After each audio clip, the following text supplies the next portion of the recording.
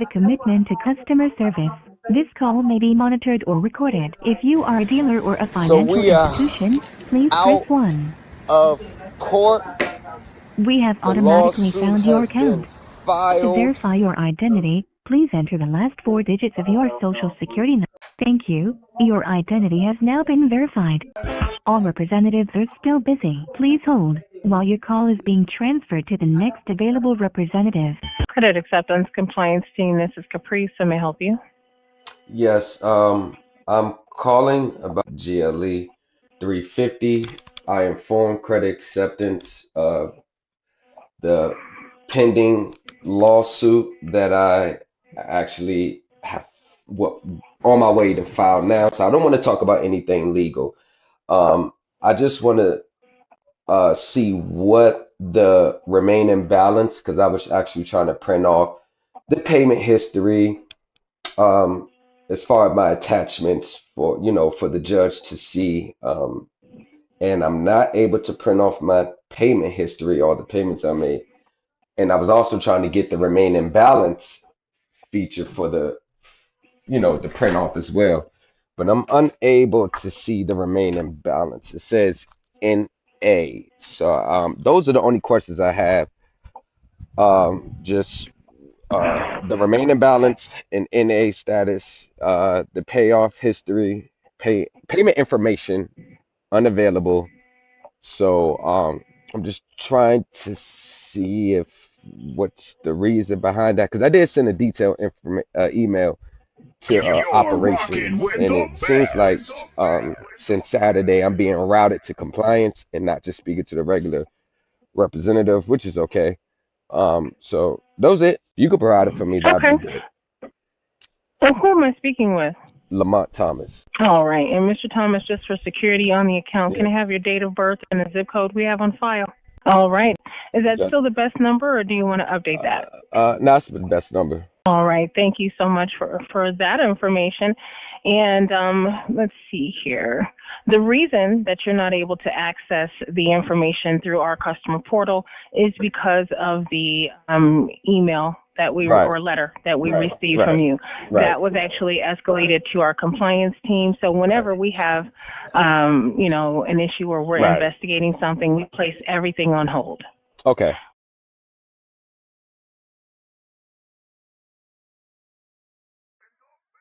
You're rocking with the best. Yeah, I know what it is, nigga. You don't know what you know by now. Like I said, nigga, I don't even here to make no motherfucking friends. Gonna be buddy rappers with niggas. Man, this bitch with that money, nigga. That motherfucking money. That's the only thing that moved. I don't give a fuck about nothing but that bag, nigga. And racks, nigga. And stacks, nigga. Any means necessary, nigga. By any means, nigga. That man about to drop me half a thing all right now, nigga. Now I can't wait, nigga. Let's get it. He just wanna stack in the lead, nigga. Dead in the dish. Okay, I let you know. Them kids got a lot of them cutters, got legs in the end. Oh no, don't play with the folks. He whipping that pots and that nigga in love with them trays. Woo, like he fuck with the lopes. Every dollar that I'm touching, leave blood on my hands. Yup, and there's blood on the dope. Yeah, we ballin' these stacks that done jumped out the gym. Hey, rubber band stopped in the bands. I got stacks in my hands, it's in K on the strips. Hey, bitch got her face in my lap. Hey, I'm blowing it straight out the zip. Hey, they ain't no shaking these packs. Hey, and never a day able to say. Yeah. Dropping the brick in the shit, hey, they got that lick in my wrist, hey, we take the scale out the fish, yeah, bitch you can tell that we rich, yeah, I got these niggas on skates, look at these niggas, they hate me, they mad their bitches are rolling, and they bitches come with no bricks, yeah, and we gonna come at you straight with a drum and they can't make you run like you Drake, yeah, diamonds are cold as a freezer, but big as the ice as I come on the tray, yeah, hang from the neck, got it dripping, yeah, follow the truck to the kitchen, yeah, they pull the rocks at the pot and they chopping the blocks, but they dope, but they sifting, yeah, they got a blend and they shifting, I'm fucking my bitch and her sister, yeah, well, half of my knowledge and they splinter. Yeah, they eating this dick up for dinner. Yeah, throwing them stacks on them strippers. Yeah, can only do that if you winning. Yeah, and if it's stacks that you get in, then you gotta lift the bitch stacks to the ceiling. Let's get it. He just wanna stack in the lead, nigga, dead in the dish. Okay, I let you know. Them kids got a lot of them cutters, got legs in their end. Oh no, don't play with them folks. He whipping that pots and that nigga in love with them trays. Woo, like he fuck with the lopes. Every dollar that I'm touching, leave blood on my hands. Yup, and there's blood on the dope. Yeah, we ballin' these stacks that done jumped out the gym. Hey, rubber band stopped in the bands. I got stacks in my hands, it's in K on the strips. Hey, bitch got her face in my lap. Hey, I'm blowing it straight out the zip. Hey, they ain't no shaking these packs. Hey, and never a day able to sit. Hey, yeah, step out the whip and they look at my way. I just look at her. Put some bands on his book for my nigga that just threw the book at him. I'm I'm trying to get me a quart on a plate. The devils just look at it. Hey, bro, niggas, but get out her face. The bitch trying to look at me. Trapping the best on the jeweler. The dropper too long, leave the ruler. I'm checking the time on the Mueller. And they should be landing in Cuba. 10 racks on the pack, cause we move with the put the 10 racks on your head and you shoot it. Then chopper like cycles is lighter than Michael and Wooper Jackson with the Ruger. They come with that mask on like Jason and snatching your bricks and they break down ace out the keys. They taking it all, won't leave you with nothing, not even an eighth for you to keep. Who said we walking, just look at the fleet. Ain't doing no talking, we trying to see. Nigga, you stay like a bum in the heat. We can like Chester's 100 a week. Yep.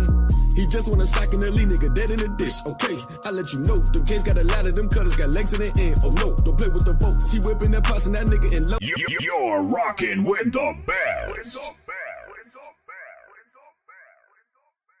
You're rocking with the best.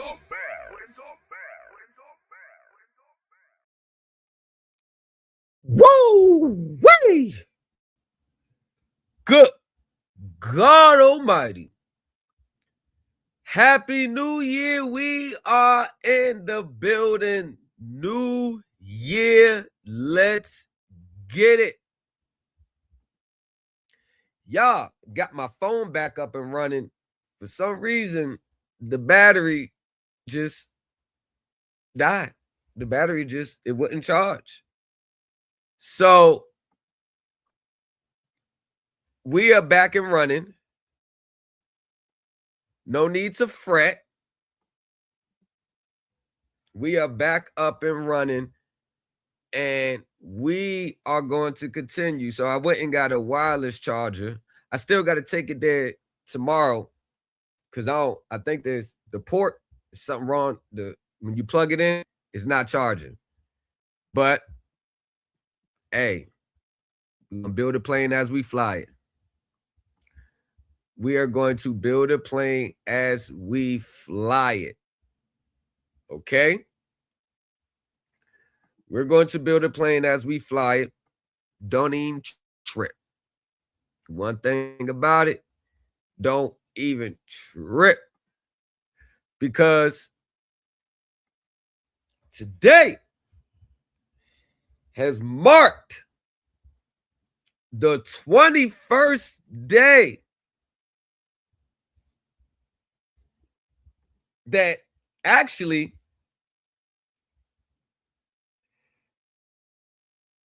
yeah 11th, like today's the last day. Actually, I gave him more time.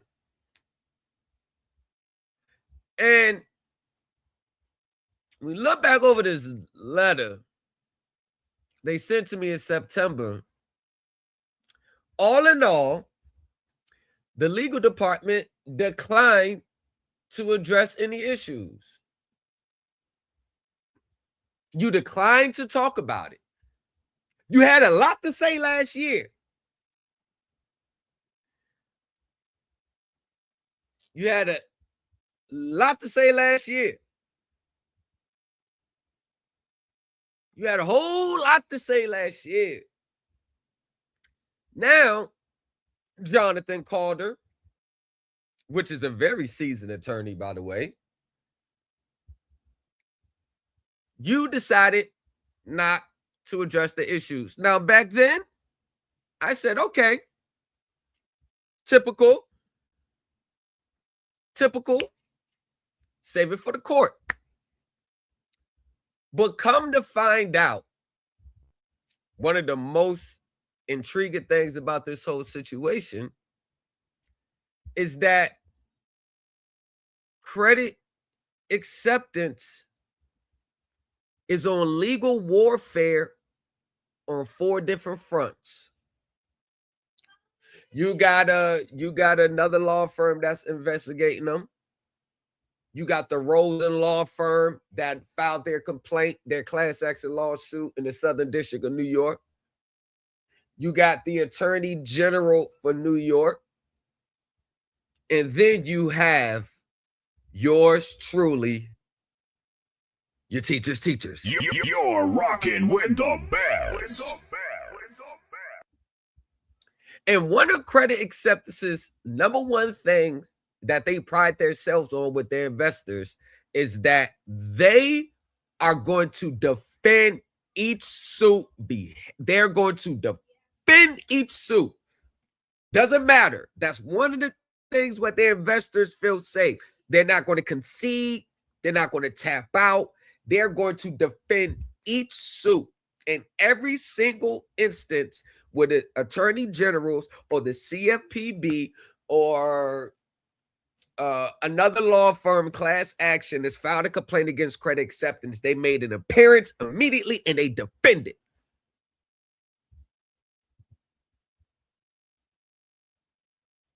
I said, okay.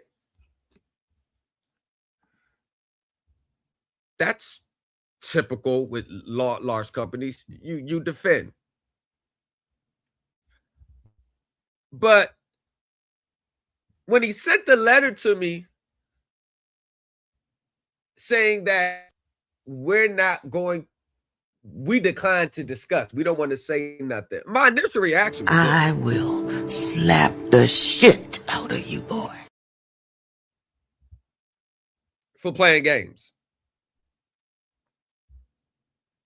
And I didn't think of nothing much at the time. But as I started checking the clock, I started tolling the clock. I started checking the clock. I said, well, I mean, they're initially going to file an appearance on the record at least. I mean, Navy Federal did that with Kenyatta Stone. They immediately filed an appearance.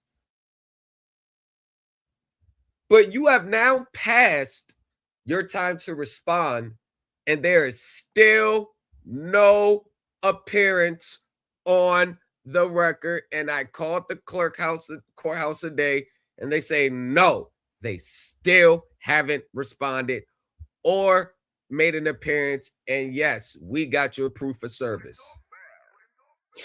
You're rocking with the best. Massachusetts made an appearance, defended. New York Attorney General, the Rosa Law Firm. But why did they not even make an appearance in my case? And we're going to break this down. Let me explain to you why my case actually is the most damaging to credit acceptance than the Rosen Law Firm and the others. So let me give you a backdrop with me and the Rosen Law Firm. They've been looking for years and searching for years on how to go at credit acceptance. So back in one second, y'all. I gotta take this call.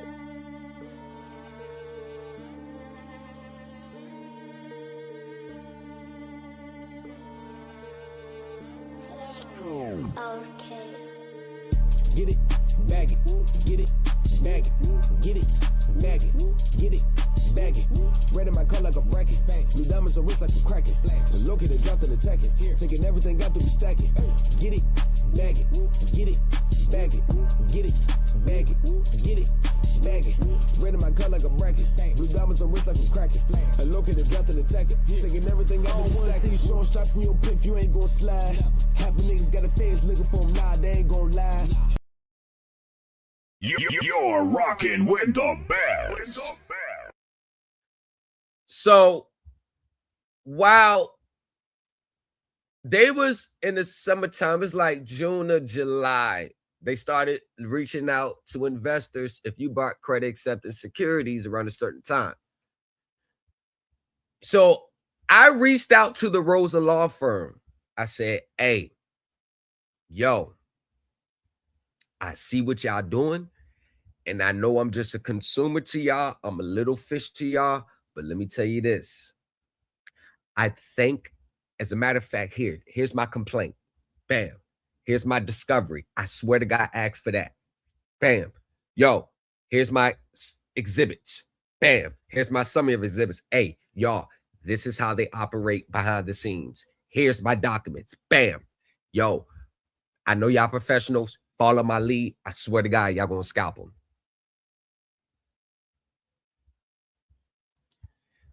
It wasn't till recently December they now filed their lawsuit after mine. Mine was filed in August. They filed theirs in December. And if you're a part of the Supreme Elite team, we actually had class on that.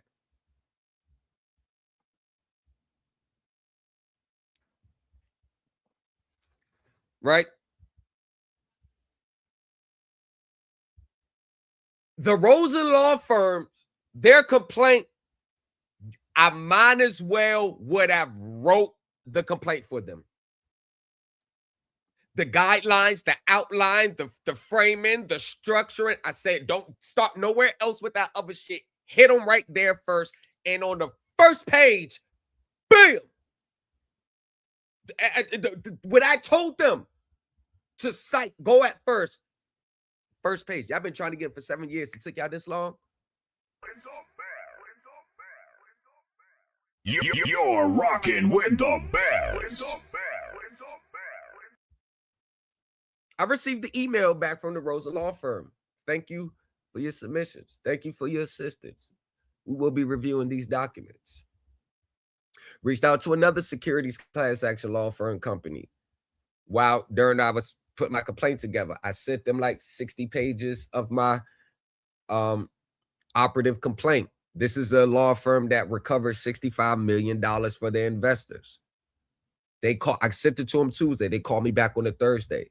They say, yo, what lawyer did you use to put this together? I said, nah, I did that myself. They said, remarkable. We had no idea that this can tie back to the consumer side. I said, ma'am, this is the part where I probably about 99% of the people in the world that's always going to miss. Because they say, yeah, we know this for the investor side, but we never knew it would be you can tie it the way you tied it back to this side. I said, yeah, cool. So the Rosa Law Firm filed their lawsuit. The New York Attorney General has their lawsuit. Another firm has started their investigation, but then you have my lawsuit. Now, why does my lawsuit so damaging to credit acceptance? It puts them between a rock and a hard spot, because any other legal case or legal action that they file, they always appear and defend it. They've been getting sued forever. This ain't nothing new to them. They know how it goes. They don't ever not show up and make an appearance or defend. They don't ever not do it. They don't ever not do it. Even with the government, they made an appearance. Even with the government. So it's not just about, I will just tap out. No. The problem with credit acceptance is, if it was just my case individually, I believe they would have responded. But the way I argue my complaint, they can't even respond to my complaint without opening themselves up on the other, especially the class action, because I wedged it together so much that you can't even separate consumer claims to the internal operation. I bridged them two together. So they can't deny their operations with me, because the Rosa Law Firm is watching my case. It's going to be an automatic loss for them there. They can't admit what I'm saying is true to their internal operations, because it's going to open them up to exposures over there.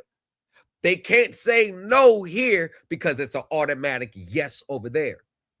They can't say what I'm saying is not true, because they're really going to get hit for lying and falsifying regulatory documents on that end. So they are stuck. They can't defend because it opens them up there. To me, I'm the weakling out of these major class action lawsuits, but I pretty much put credit acceptance in a position where, okay, do we defend this one consumer action, or do we just ignore this one and focus our attention there? You're rocking with the best.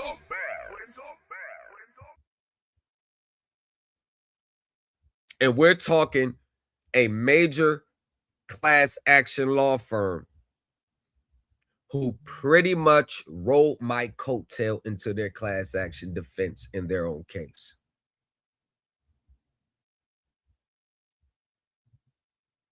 Credit Acceptance has not responded to the suit, haven't even made an appearance. Now, I know what they're thinking. Let's see if he knows how to enter a Rule 55 default judgment of entry. Let's see if he knows how to follow up. Credit Acceptance.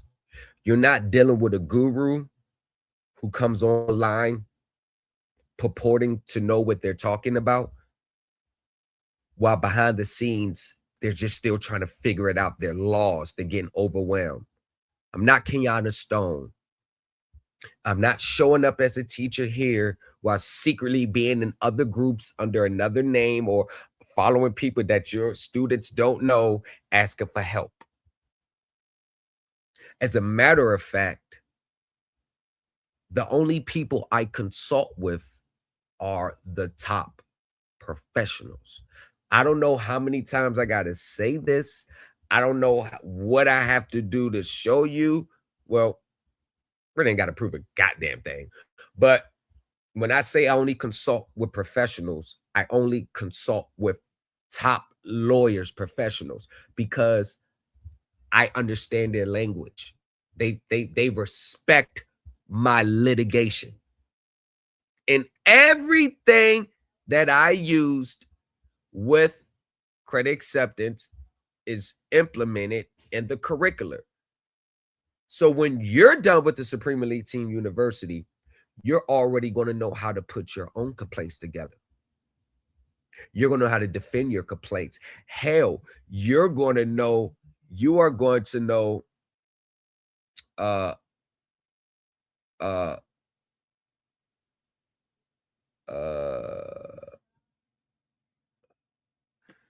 one second.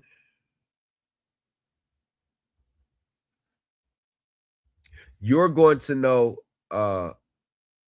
how to continue to defend yourself. Listen, the road is not going to be easy.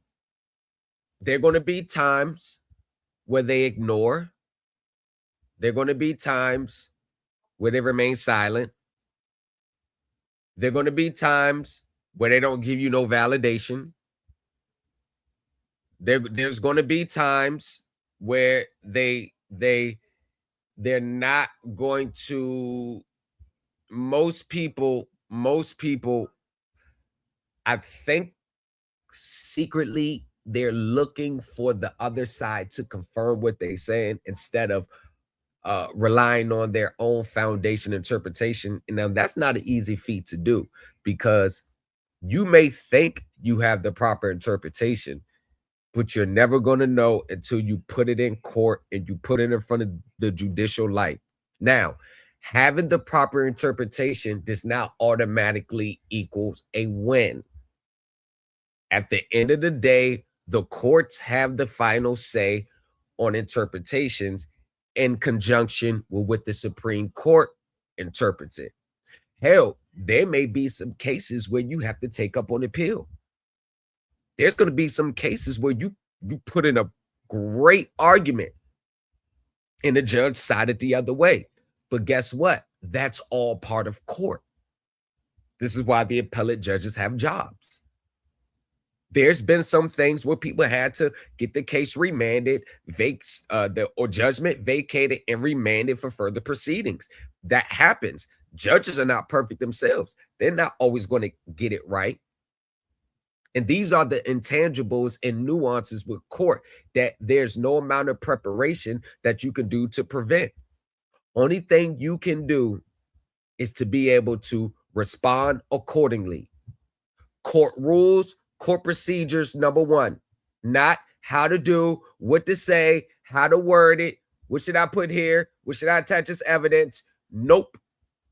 We don't even get into legal arguments for the first quarter of the semester, because the first quarter, you're learning the rules and procedure of court first. And I know that's the boring stage. That's the not fun stage. That's the time where I'm not go, go, go, on the move, move, file this document here, certified mail this there, send this off here, send this off there. And I believe the number one fault that a lot of people have is they never really captured that true foundation and understanding of the system. They're coming in the fourth quarter trying to put everything together that they missed from the first three quarters. And when you're trying to wedge it all together and rush it, you're going to miss a step. Now, once again, I can speak from a different plateau because I waited 16 months before I took them to court. So I got 16 months of pure investigation of them. I know that company inside and out. I may know that company better than most of their workers there. But the foundation of what I'm talking about is the most boring part. It's not fun. These are highly complex transactions. There's a lot of firewalls that you have to break down because, once again, the are not going to look beyond the form of the contract unless they have a reason to look beyond the form of the contract. And that reason, you have to give it to them.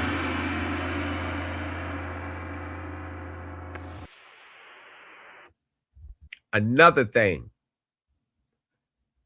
the court are very particular about case citation, your legal authority in what you're citing.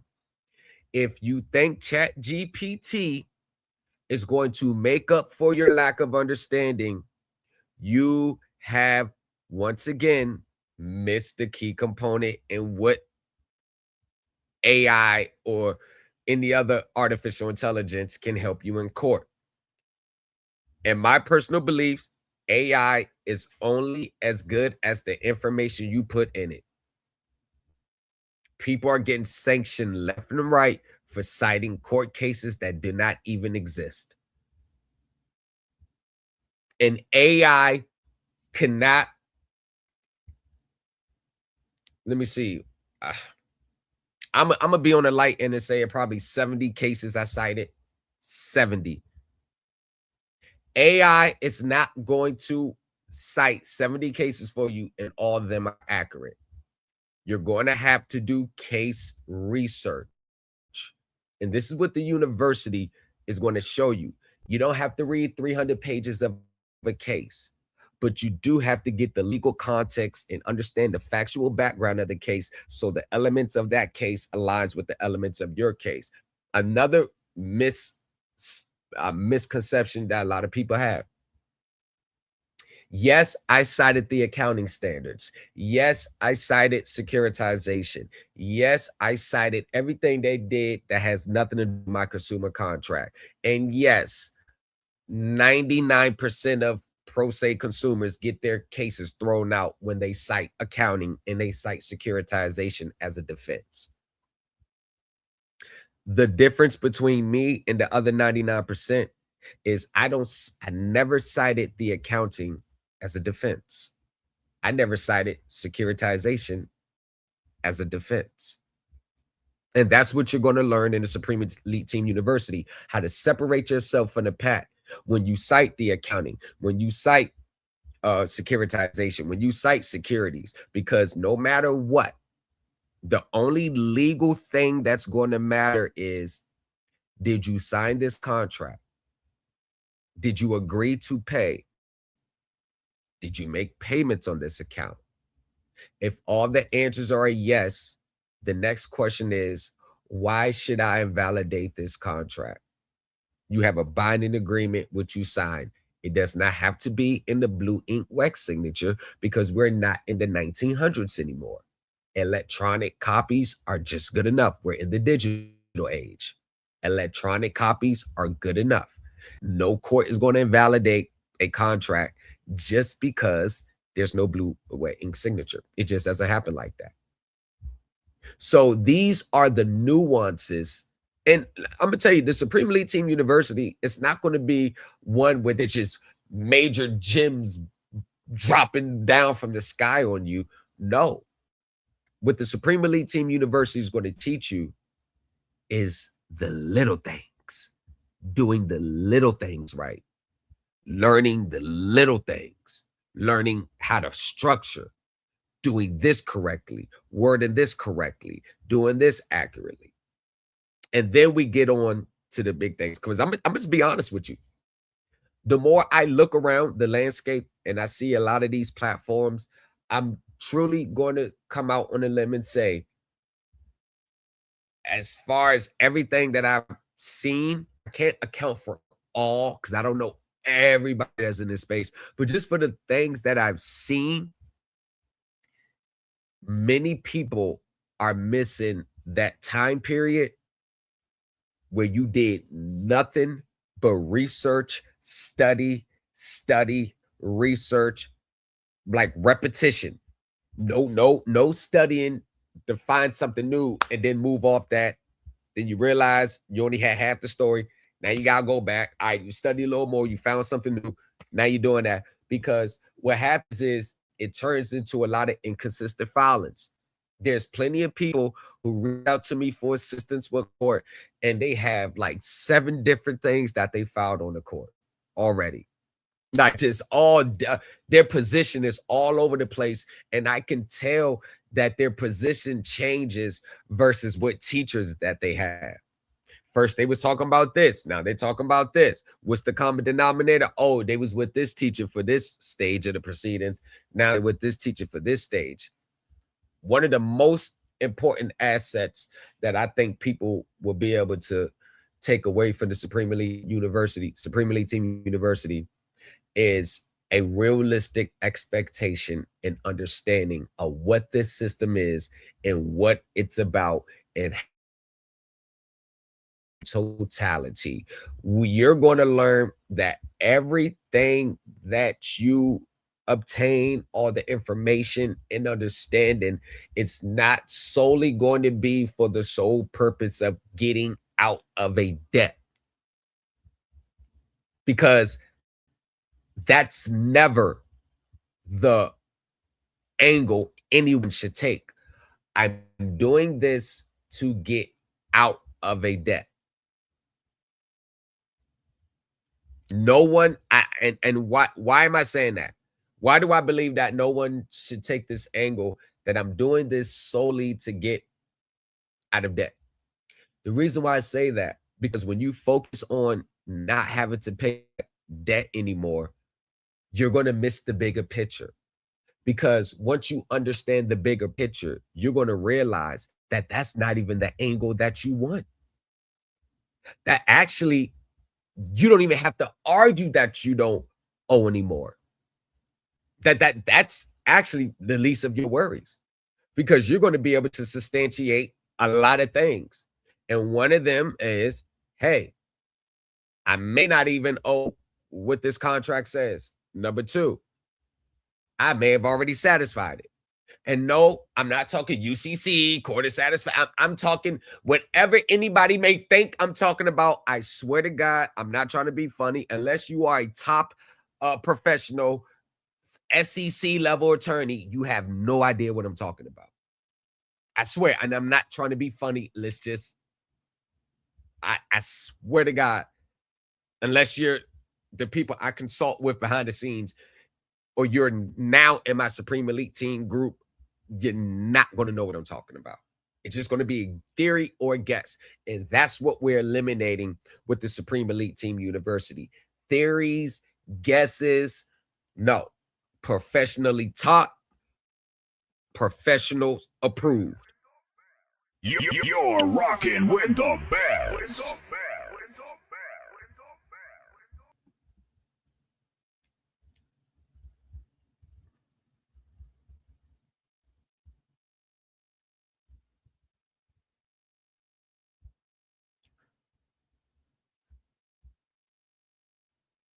And it just goes to show, even with my case, I'm going to use me as an example. I'm going to use me as an example.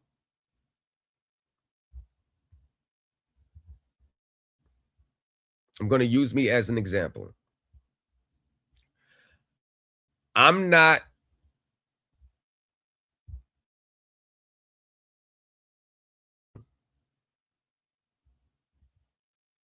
hold on one second.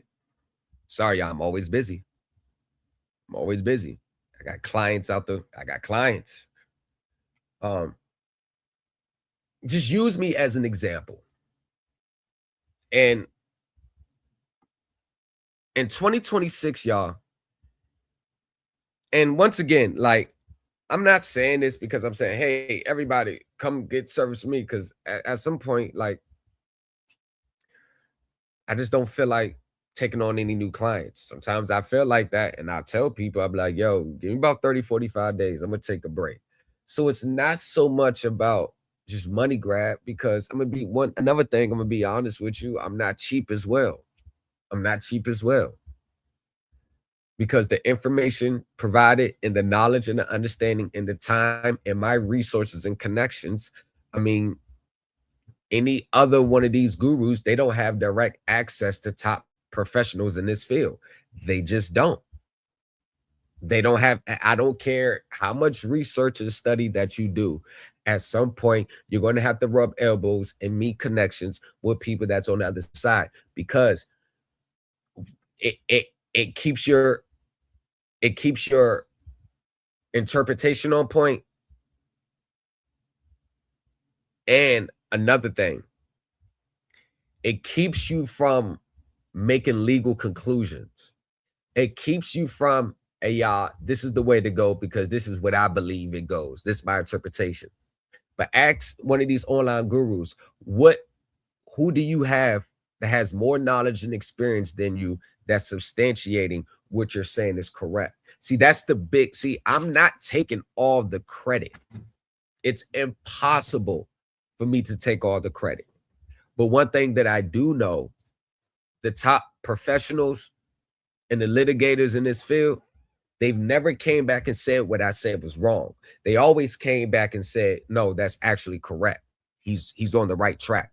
Hey, yes, that's exactly how it goes. See, the reason why the Supreme Elite team is different is because than these other gurus, because there's nobody that's fact checking these gurus in real time. And of course, we know if you try to fact check them or call out inconsistencies in what they're teaching, you're probably going to get blocked, banned. You know how that story goes. But me, you got to think about this. You're talking about highly complex accounting systems, highly complex securitizations, highly complex securities laws. Just accounting and securities laws, you rarely ever find any professionals that know both. The accounting people brings the securities people in. The securities people in brings the accounting people in. You got to specialize. And I have a friend, and I ain't gonna say a client, is one of my friends. He works for Deloitte, one of the big 4 accounting firms. He works for Deloitte. He works for them. And they either got people that specialize in securitization, or they specialize in accounting and balance sheet, or they specialize in securities, or they specialize in tax planning. You never have, there's rarely, if ever, you got one individual at a company that knows accounting, securities, and securitization all at the same time. That is nothing you could just breeze about. And I think a lot of people understand the complexities and the fucking very strenuous type of inputs and study and research that you have to put in to become well versed in all 3. Hell, securities laws themselves is complex as hell. Accounting is on a different world, and we're not talking GAAP. the ledger, we sign the note, we create the credit, application goes to the Federal Reserve, they loan us our credit back to us. That has no applicability in consumer or corporate financing today. And anybody that still thinks that the Federal Reserve is involved in our consumer loans on an everyday basis, they have no clue as to what they're talking about from a corporate professional level.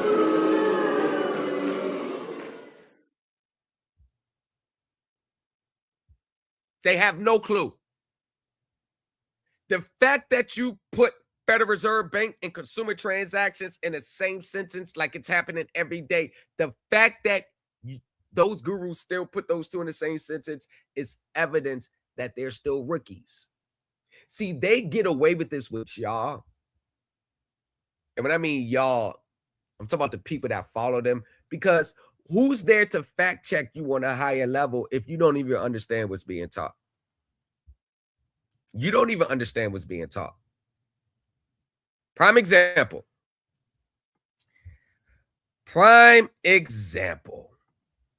Let's get to my example.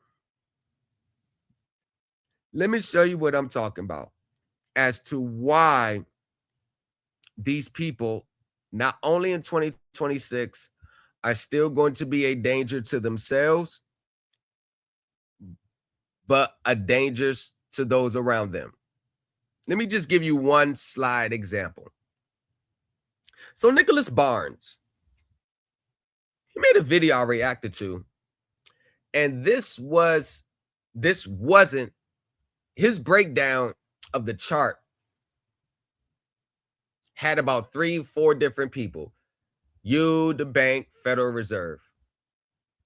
Now this right here is a chart of flow of money.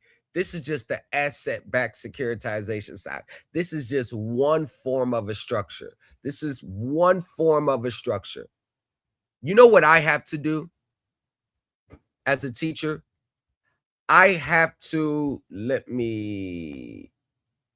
hold on one second. You know what I have to do as a teacher? I have to know when you see all these reds, I got to know all the functions of every single one. What they do, the regulations, the rules that govern them, their practice, I got to know how all these players operate. All these players operate. That's what I have to know.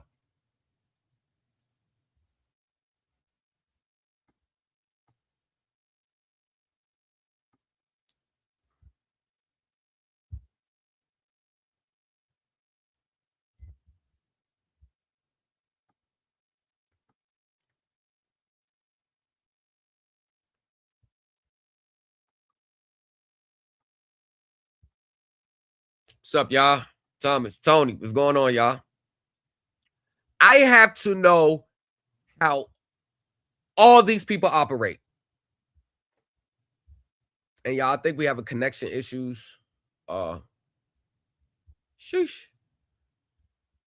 Looks like we have a connection issues. I may have to shut this down and restart it, but I'll play it by ear. I got to know how all these people operate.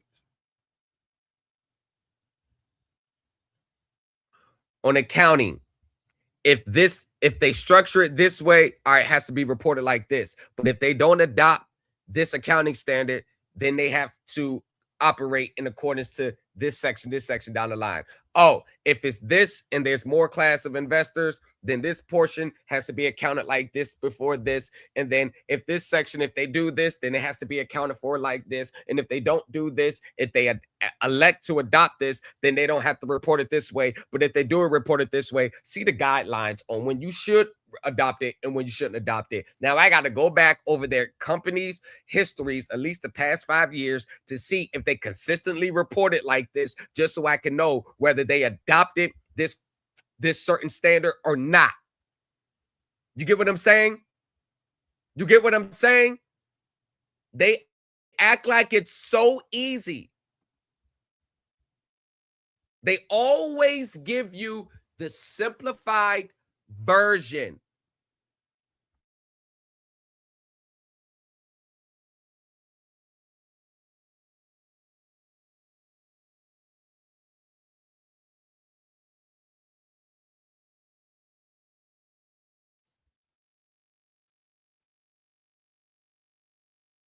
They always think it's simplified. Now, guess what, y'all? When I'm dealing with another company that deals with asset-backed securities, their structure might be totally different than this. Now I got to learn, I got to know a whole different structure. So what I'm trying to say to y'all is, I know they like to simplify it and make it seem like this is just, oh, easy, or sell a course on it. Anybody that has a course dealing with securitization, and I assume the highly complex version, and they're selling a course for $99, it is nothing more than a money grab and misunderstanding, only knowing bits and pieces what they're talking about, because that course has been over a month. It's been almost a month.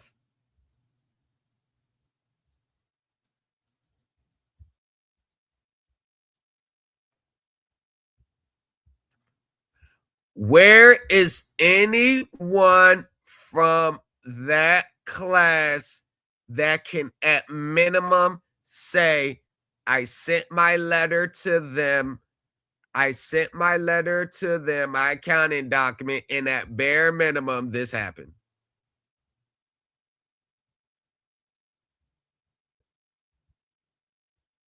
At bare minimum. They ain't have to fully release you from the contract yet, but at least at bare minimum. Where are the people from that class at? Every company's different. Response times may vary. I'm not saying you take the class today, then next week. Nah. Because before you teach a class on securitization, you need to have been going over those elements for at least 6 months with your main members of your group. So when you actually have the class, they already have an underlining background basis in what this master class is about. If you think you can go from tendering negotiable instruments, and now just because you ran across some accounting standards, you can flip to understanding securitization fast, you're not only misleading others, you're misleading yourself. It does not work that way. It takes at least 7 years for someone to know securitization like a corporate giant. At least 7 years. 5 years if you hone in. 3 years if you just keep your head in the damn books. And I know that's not the case because these gurus lack discipline. They lack a foundation. One of the clear evidence whether someone has a foundation or not is how many processes they do. They did this process last year. Now they're doing this process here. They did this process this month. Now they're doing this process over here. Or they started out doing this. Now they're doing that. They was doing this over there. Now they're doing this now. No foundation. Just going wherever the new wave is. That's what they're going to do. Whatever the new wave is. That is a person that lacks understanding. So when we get back to me, because I'm going to use myself as an example.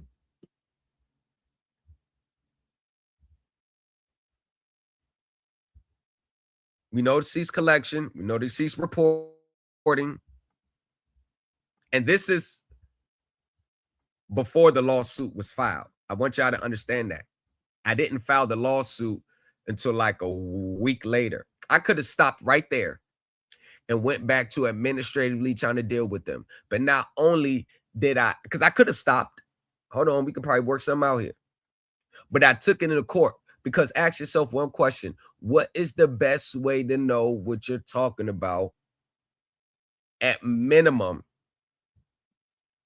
is if you put it under judicial light. Now, taking it to court doesn't always necessarily mean you're going to get exactly what you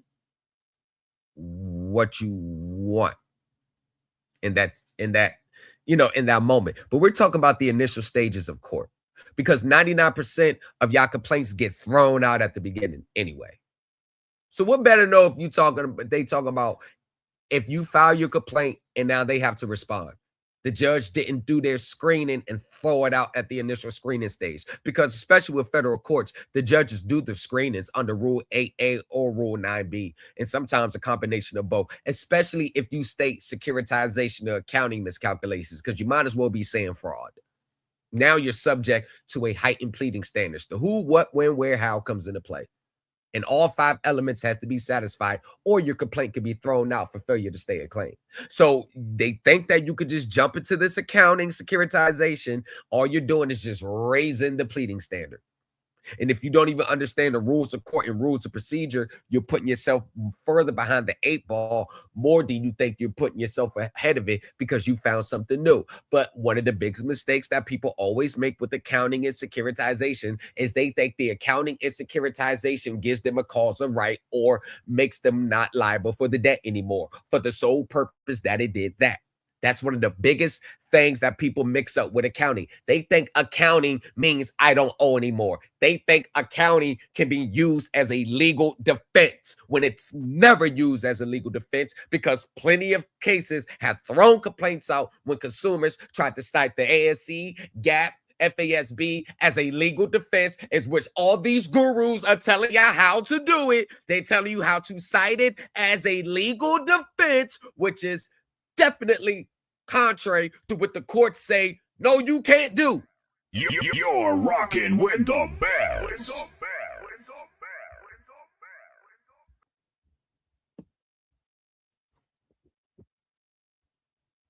That's what the courts say. It's not what I say. If you don't believe me, just go to the courts.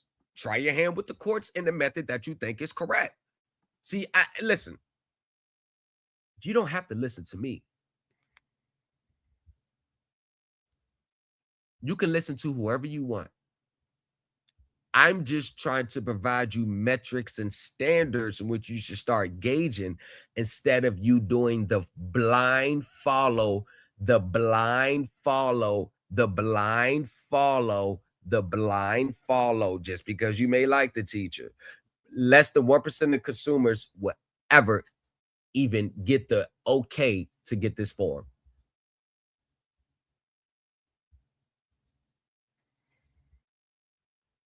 This is a summons.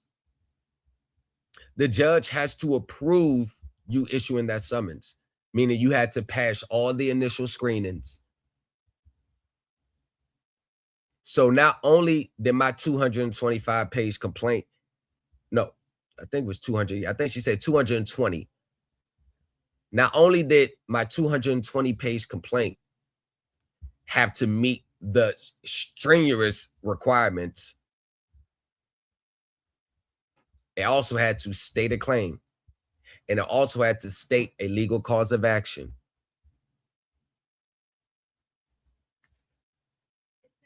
You're rocking with the best.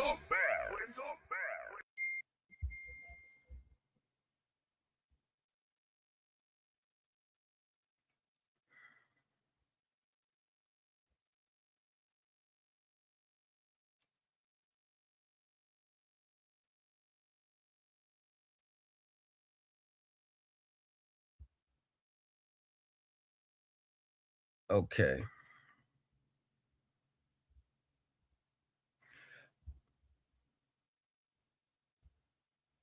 Okay. So let's say this. Hold on.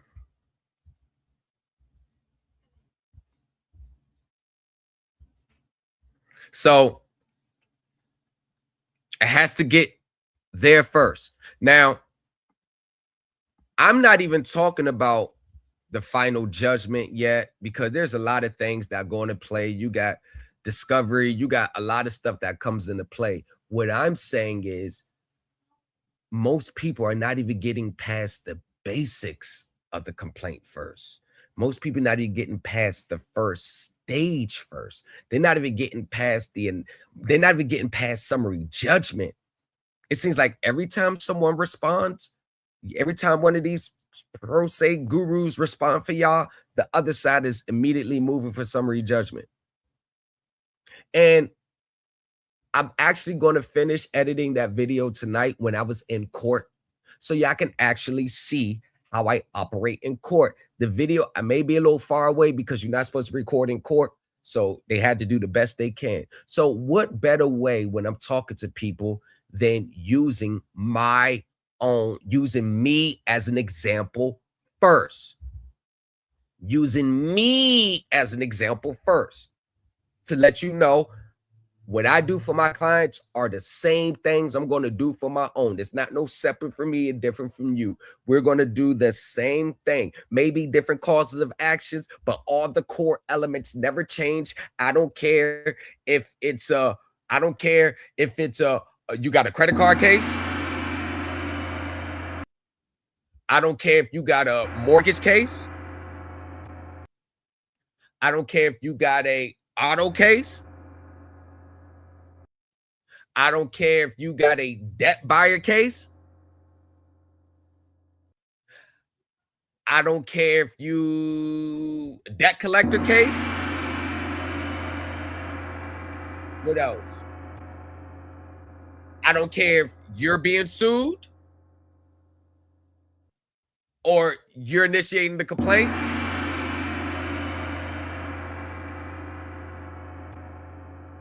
What else? I don't care if you got interrogatories that are due in a week.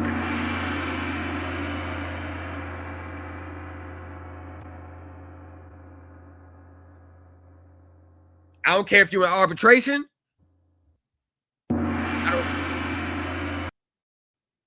Whatever the venue is or the situation, the core elements never change. So we're going to dissect this post. Give me a second. We're going to dissect this post. And I'm going to show you why this post does more to highlight the ignorance. Not saying you're stupid and dumb, but just you. Basically, they don't see it because they haven't had the experience and the time in to see it. So just because they don't see it, it doesn't mean it doesn't exist. They don't see it yet. They don't have the experience. See, the more you gain experience with this, the more you're going to see. The more arsenals you're going to be able to have. So I'm actually going to break this down because there ain't no pressure over here. There ain't no pressure. I don't care what the scenario is. I tell my clients, when I start to panic, that's when you panic. Or they don't rule on our motion to dismiss at this stage. Hey, no pressure. It's part of court. Keep going. Oh, we got a full clip. And all we do, we just keep shooting them at them. We just keep throwing them at them. We just chip away. That's what I do. I don't bring the hammer to begin. I just chip away at their foundation, chip away. That's all we do. So y'all, let's not have any pressure. Give me a second and we're going to tap into this post. No pressure, nah, I ain't feeling no pressure. No, I ain't stunting her, man. She wanna get on top shit, I'ma let her. With the street code, I abide to the letter. It's just me against me, I ain't feeling no pressure. There's no hoes barred with the shit, nigga, everything gon' go. Hoes come to see me, I miss a heart and hustle up with the flow. I used to stand in the crowd, but now I'm the star of the show. My 10 in the field of play, I know you niggas looking down at my toes. I'm only smoking no pressure, I'm digging graves with the shovel. Just like Pac in my nigga bags, you should know Liddy be a rebel.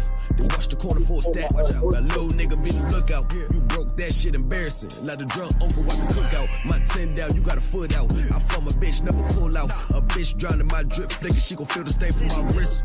You disrespect on that click, I put the tech on your lips. No handouts, they gon' go get it litty, cut a check for a quick. No pressure, nah, I ain't feeling no pressure. No, I ain't stunting her, man, she wanna get on top shit, I'ma let her. With this street code, I abide to the letter.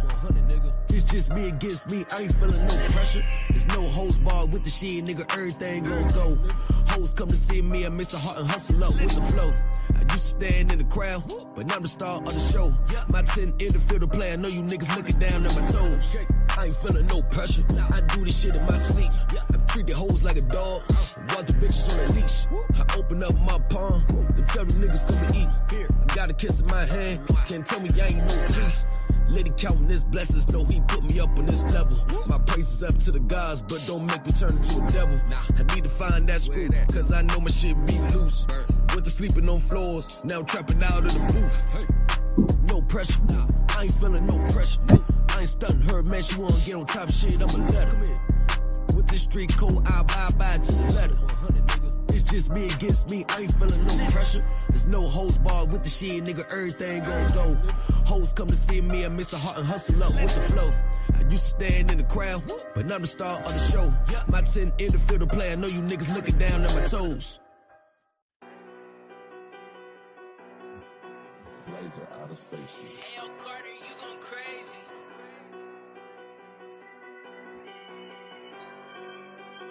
Hey, run that shit up, Chase.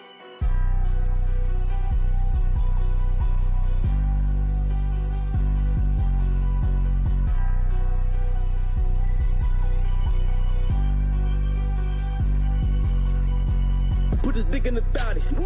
This is Jalo and gimme. Down on her knees. My pockets on sugar. My bitch cooking like silly. My weed color purple. Got me stuck to the ceiling. Straight to the moon. I order up dope. Yeah. She don't cut, she just send it. Watch out with finesse the niggas watch the shape. How many? 100 pounds. Okay, we are back in effect. My bad, y'all. My bad. So, where were we? Let's get to this. Let's get to this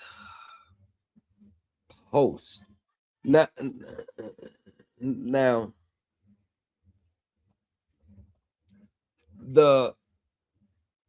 it's not the post itself that I'm highlighting.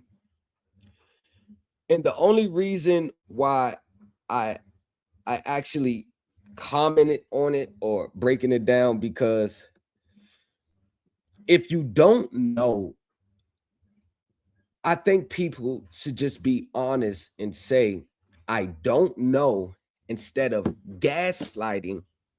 Like, this is like gaslighting, like, oh, it doesn't exist, when I know for living proof that I cited at least 70 cases regarding accounting. Like, this is, it's just the gaslighting and the perpetual. It's like these gurus, they don't know how to be honest when their knowledge and understanding is limited. They believe that they're supposed to know it all. And when they don't know it all, then the information doesn't exist, or if they lose a case, it's some big conspiracy. Like that teaches nobody nothing. You get nowhere with that mindset. If I don't know something, I'm going to let my group members know, hey, y'all, that's a good question. I'm going to get back at you.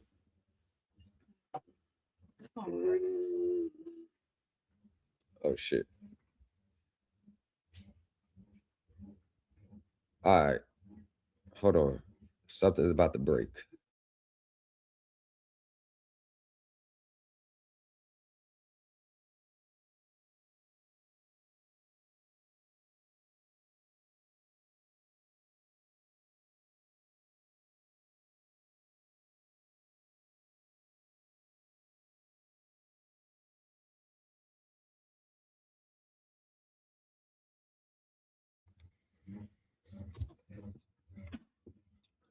There is most likely no case law governing accounting.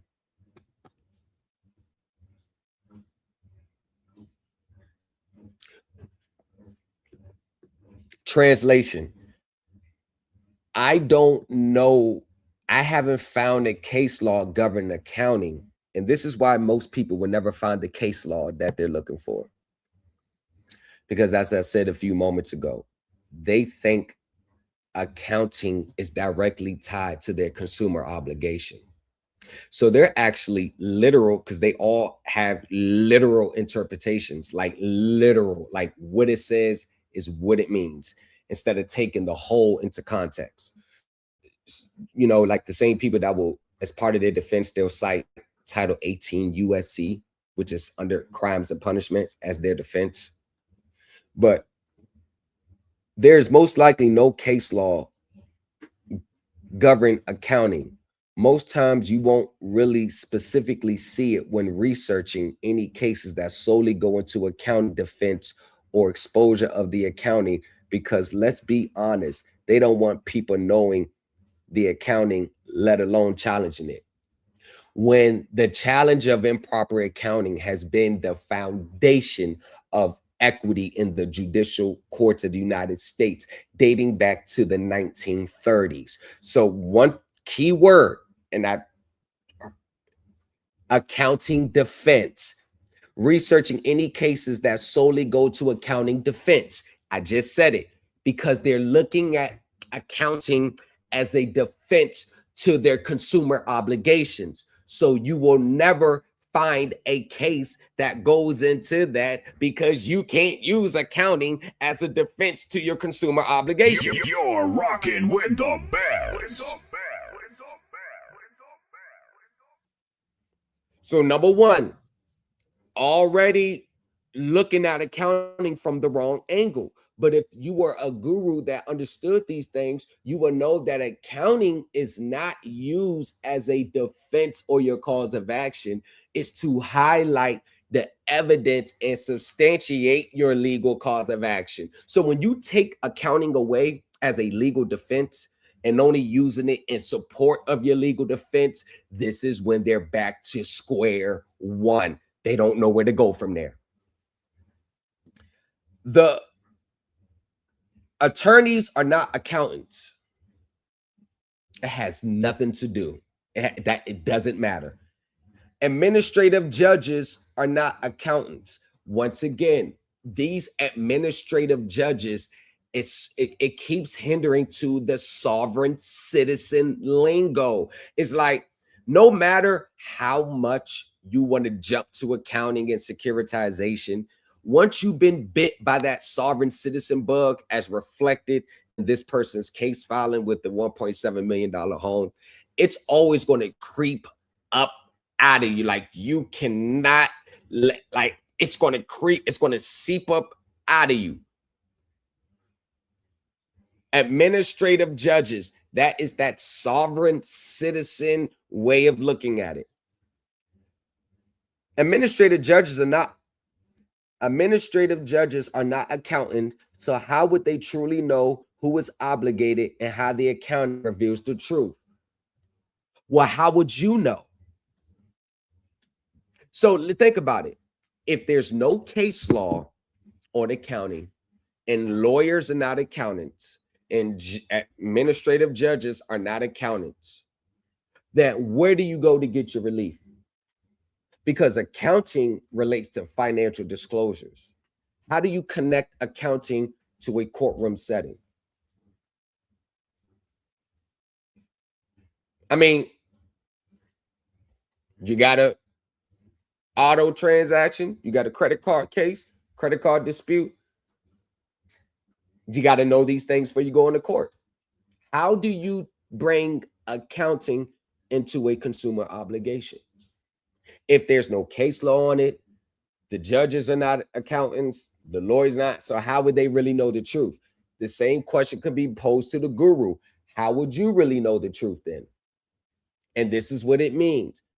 The truth is always what I believe the truth is, or how I feel the truth is. And if the courts or the judges don't see it this way, then them themselves are wrong.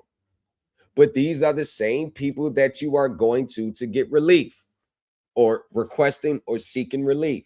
These are the same people. It's like somebody trying to tell you you're wrong about something, but they actually need you for help. You get what I'm saying?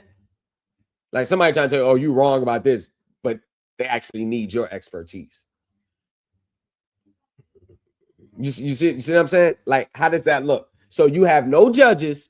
Judges can't tell you what the truth is. The lawyers can't tell you what the truth is. There's no case law on the truth. So going by this own logic, then why are you even trying to bring up accounting in the first place? Oh, let me guess. Let me try to deter people from the questions asked. Because I remember after I went live, people did start asking questions. Hey, and this post came about. Multiple people started saying, hey, can you evidence this in a court case? Hey, can you show me any court cases? In which some people started to take that advice, because I told the people, yo, just ask her, prove this in court. Where are the cases to support what they're saying? I found over 70 cases to support what I'm saying. So where's the cases that supports what this person is saying?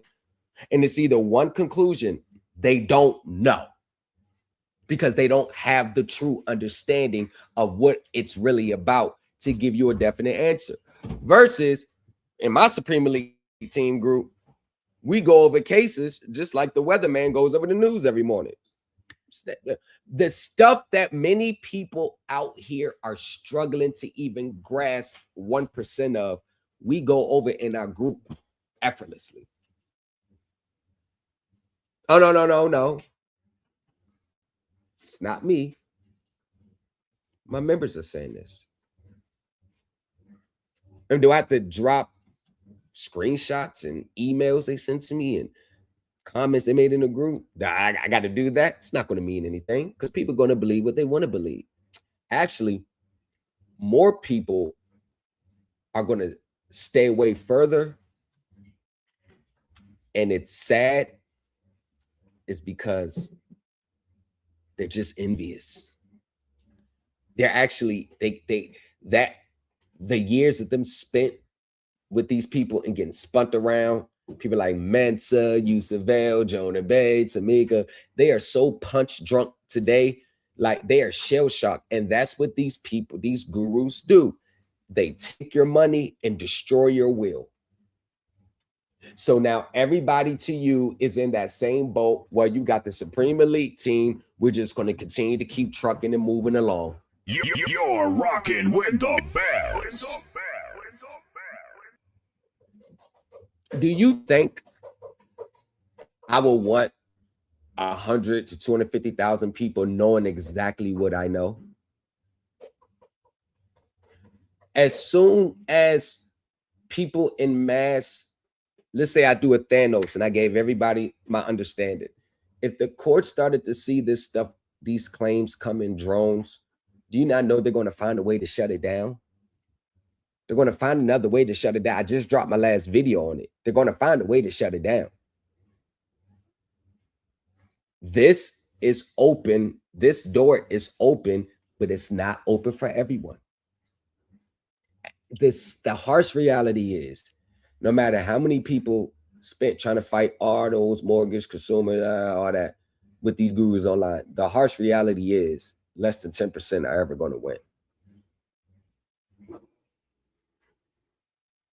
And it's not because I'm saying it, and it's not even because you're not in my group. I'm saying it because the system is not set up for hundreds of thousands of people to win their cases. It's just not set up that way. It's a bigger picture going on than just our anecdotal little contract that we don't want to pay anymore. So, let's get to the next one. And again, court is based on facts, not the truth. Once again, court is not based on the facts.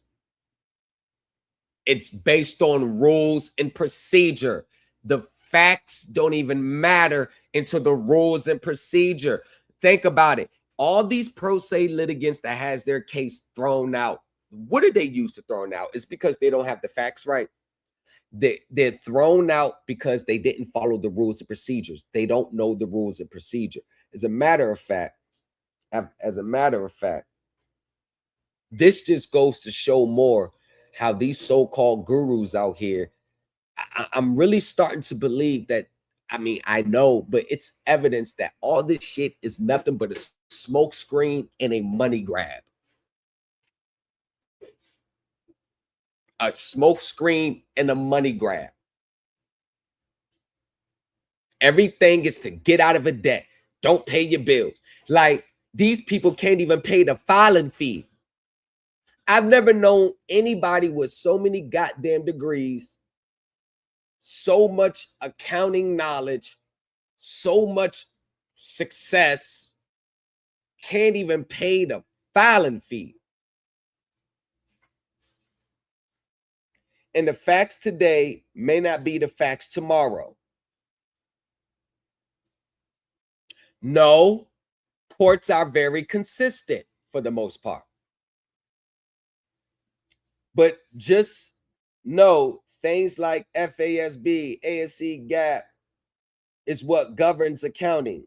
Don't forget to study GAS as well. What do you mean don't forget to study? Like, that's what I'm saying. You see these vague, oh, don't forget to study. Study for what? To use it as a consumer defense?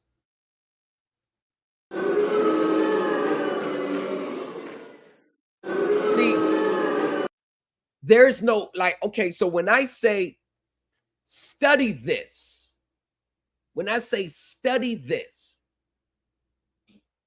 I have to tell you why you should be studying this. But this don't study this. Do your research. What's the end goal? And this is where everybody that's going to watch this video, be honest with yourself.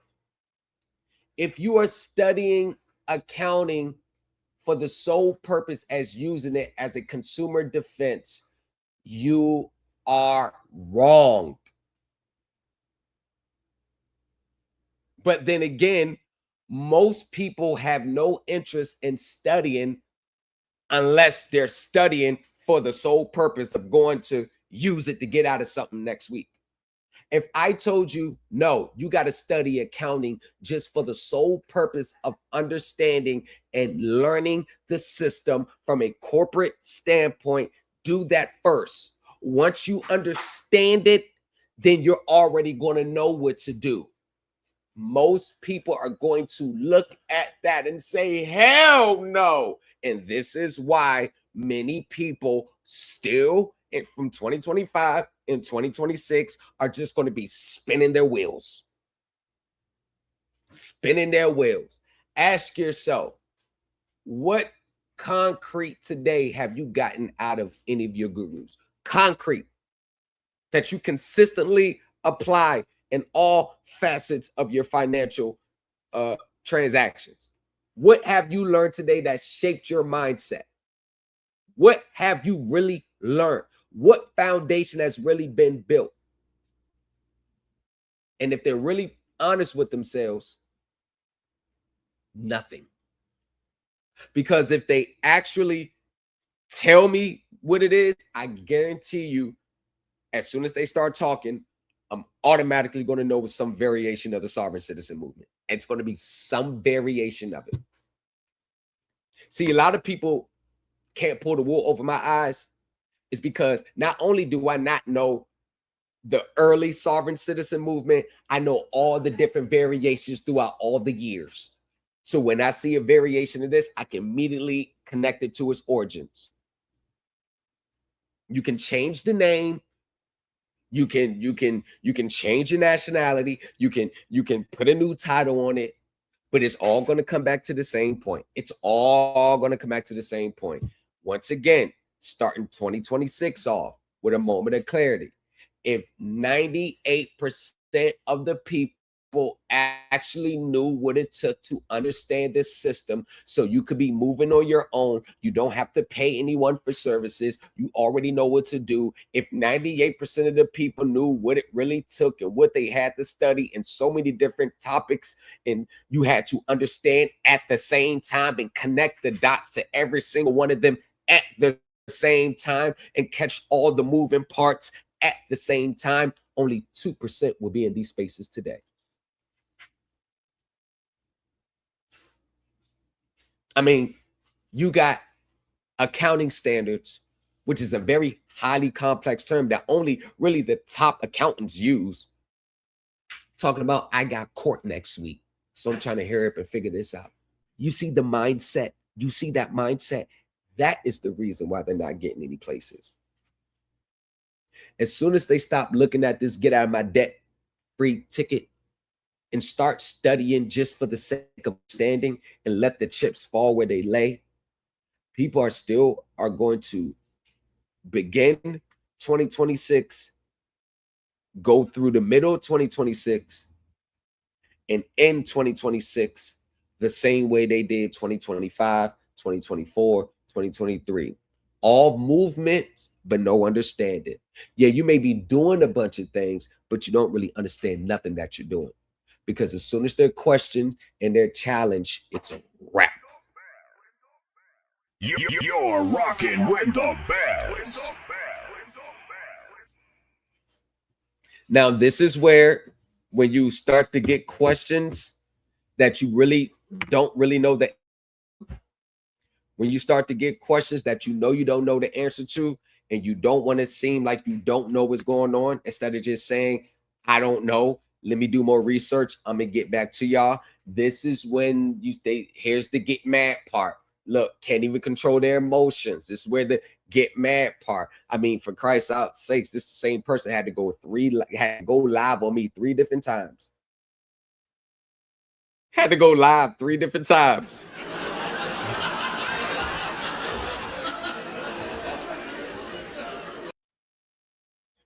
Went off the first, like, nah, that wasn't a good one. I ain't believable.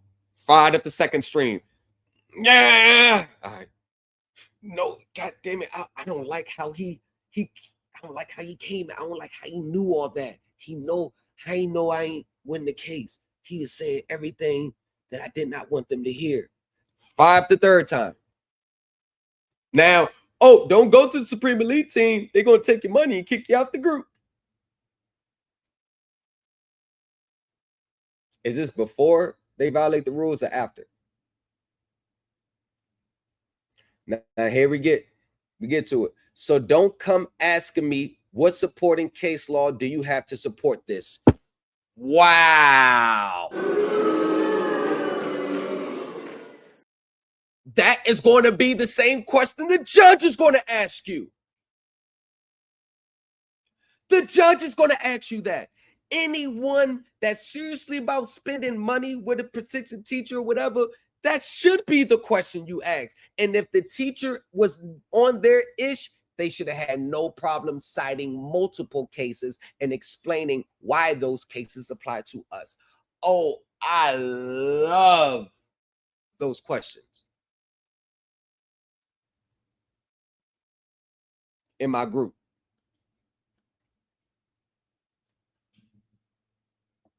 I love it. And let me tell you this, y'all. For the students and potential customers or clients, I'm not telling you like coming straight out with it because of y'all. I don't want you to know. It's not the issue. I have to be guarded in what I say and don't give up too much on here. That's why I say I get in depth privately, because that's the more appropriate place to be teaching this stuff privately.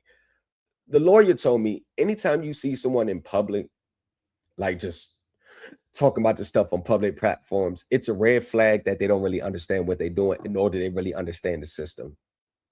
Like, you got people, top professionals teaching 6-hour webinars anywhere between 3,500 and 9,000 on securitization. And they teach in a private group. Like, you got to register. So just to be on like Facebook and Instagram, look, y'all, we gonna go over ASC this today and then like that. It's not the proper setting. All this stuff should be taught privately. So don't come asking me what supporting case law do you have to support this.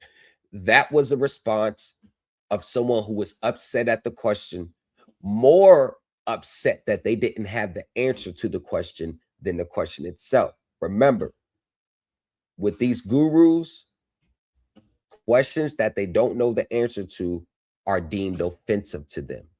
It's an attack to them. They don't want to feel like they're being exposed. So they'll gaslight you and say you're trolling by your questions, all for the sole purpose. So for everyone else listening, they won't look like they don't know what they're doing or talking about because they need their money. Clip that. Go fucking read a book and stop acting like court and court cases define if something is truth or not. Can you be any more idiotic than that? Go effing read a book and stop acting like court and court cases defined if something is true or not. Only people who say that are people who don't know how to navigate in court. That is the only standard and metrics that they're going to know if something is true or not. Prime example, let me just show you something that was sent. Let me show you something when someone sent their sovereign citizen documents and their negotiable instruments, kind of the one like Ms. Stone did to pay their mortgage debt. They sent the negotiable instrument to pay their mortgage debt, which y'all need to be careful with the negotiable instruments on mortgages because they're forwarding them to the FBI. So y'all should be careful when y'all doing that. As a matter of fact, you shouldn't be sending a negotiable instrument unless the money is being pulled from your public checking account, like money that you have direct access to, not a theory of an account where you got to send to the treasury for them to fill in the blanks. I'm talking about you got direct access to that account. So let me show you what happens, how the court standard is actually the determining factor on whether what you're talking about is true or not. I cited court cases when I sent my stuff to CAC. I cited court cases. I cited them. I say, hey, now this is it right here. So it said, don't. Oh man, hold on. I gotta do it again. So it said, don't stop acting like court cases define if something is true or not. Okay. So court cases don't define if something is true or not. Okay. So if court doesn't define it's true or not, what makes you think that she is the determining factor of whether something's true or not? Because that's what they really want you to believe, that if they say it's true, regardless if the court says. And if I would have got my ass handed to me like she did with that $1.7 million home, I would be feeling this type of way about courts too. I would feel that type of way about the courts too. See, it's only after you get your ass handed to you left and right in court that you now disavow court. Everybody that disavow court, don't go to court, court don't mean nothing. You best believe they got their asses handed to them in court. You best believe, because only people who takes L's like that believes that way. All right, so here we go right here. Here we go right here. So court doesn't define if something's true. Now, this is a response from PNC. So if PNC responded to this, just read. PNC Bank has received your document directed to PNC Executive Office. PNC has read the content carefully and determined that the item does not create a duty with or impose an obligation on PNC.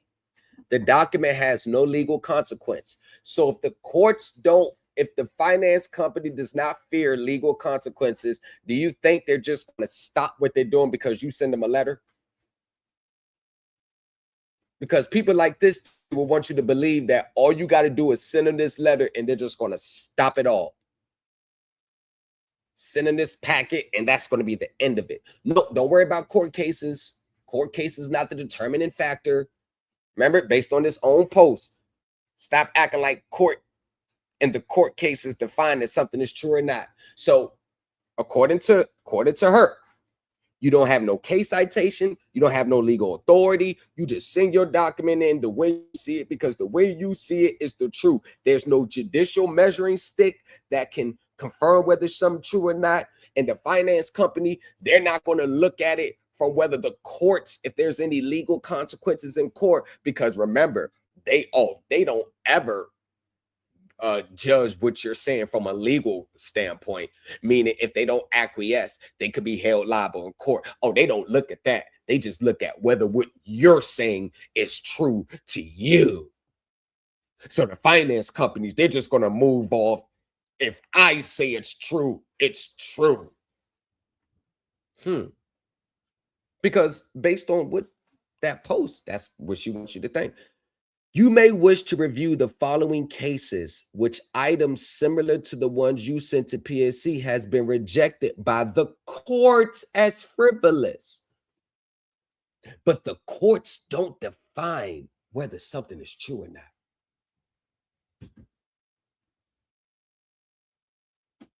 No, the courts don't define. Remember, the post says, let's go back to the post. Go read a fucking book and stop acting like court and court cases define that something is true. Now, all 76 likes, 30 comments, and 10 shares are all from the people who don't understand court, who knows they would get their asses handed to them on a silver platter. They don't know the court rules. They don't understand the court rules. They can't interpret things correctly. So these are all the people that are putting themselves in this administrative box, meaning everything they're going to do is going to be from an administrative standpoint, meaning no matter how much that administrative document gets rejected, they're never going to take their claims into court. Because court doesn't determine whether it's something true or not. They're never going to pull it into, they're never going to go into court with it. They're going to still solely. So what if they reject you time and time again? I'm going to tell you what's going to happen. This is when the sovereign citizen the sovereign citizen rage is going to come out. Now you're going to get fee schedules. Now you're going to get fraudulent UCC liens. Now you're going to get threatening angry letter. I'm going to hit you with a fee. I'm going to do this. I'm going to do that. I'm going to do this. You're in violation of this. I'm going to get the IRS on you. I'm going to get the OCC. I'm going to do this. I'm going to do that. I'm going to do this. I'm going to do that. I'm going to do this. I'm going to file a CMPB complaint. I'm going to do this. I'm going to do that. Complaints coming back, resolved, no action taken. Where do you go from there?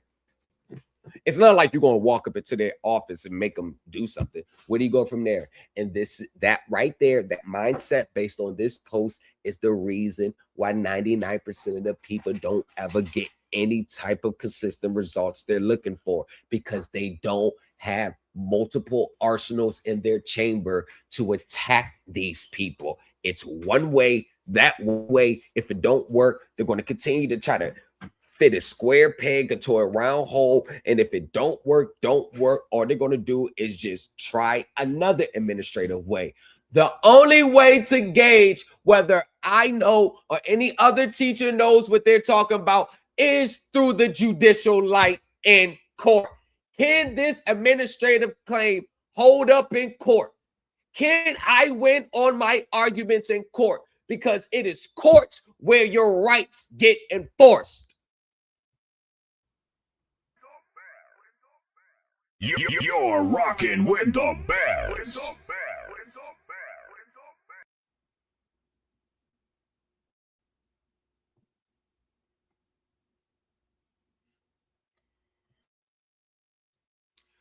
Man, let's get to, before we get to that, let's get to some of the, let me read some of these comments for a second. Got to fight back, shorty. Lesson number 1, when defending yourself, guard your face. All right, guard your face. You're not guarding your face. Hands up, guard your face. I've been here for almost 17 hours. I don't give a fuck.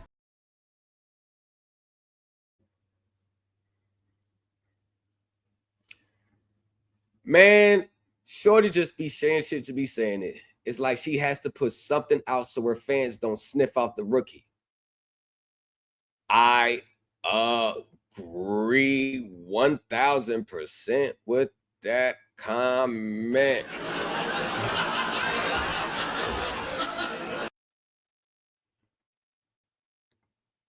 All them degrees.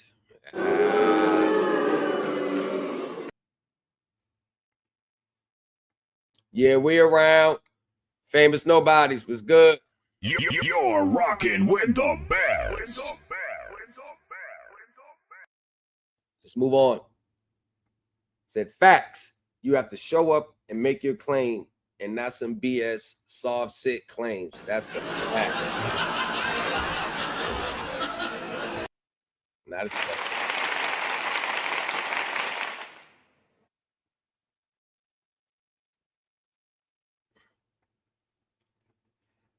Yo, bro, I gotta talk to you.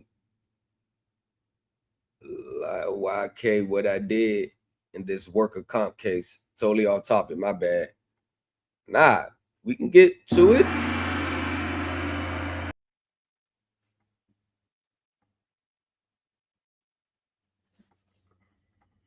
They love them templates. Boy, do they love them templates, boy.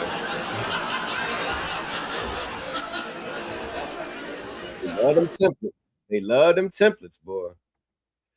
All right. So and they love those templates because most people, they love templates because, all right, if I send this in, I get this. They're so focused on what they can get out of it that they're not even focused on, well, hold on, how does this look? Is this actually correct? How does this sound? Like when you're so focused on getting out of a debt, like most people, they don't realize how ridiculous they sound and how their arguments are because they're so focused on getting out of that debt. And this is why that desperation, poverty mindset, greed, get something for nothing mindset does not translate into success over here. I don't know why they act like they don't know it's true. They've been doing the same thing for years, just different variations. At some point, what else do you have to lose but doing it the way I advocate? What else do you have to lose? I mean, you've already tried banning everything else out there. You done develop a new nationality. You done develop the new national tongue. You done start changing the way you talk. You done started putting coupons, acceptance for value on the coupon.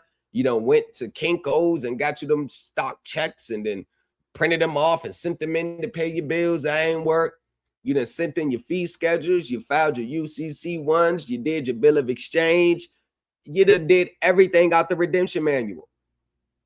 But you know one thing that you didn't do is put a clear, accurate, and coherent legal complaint together.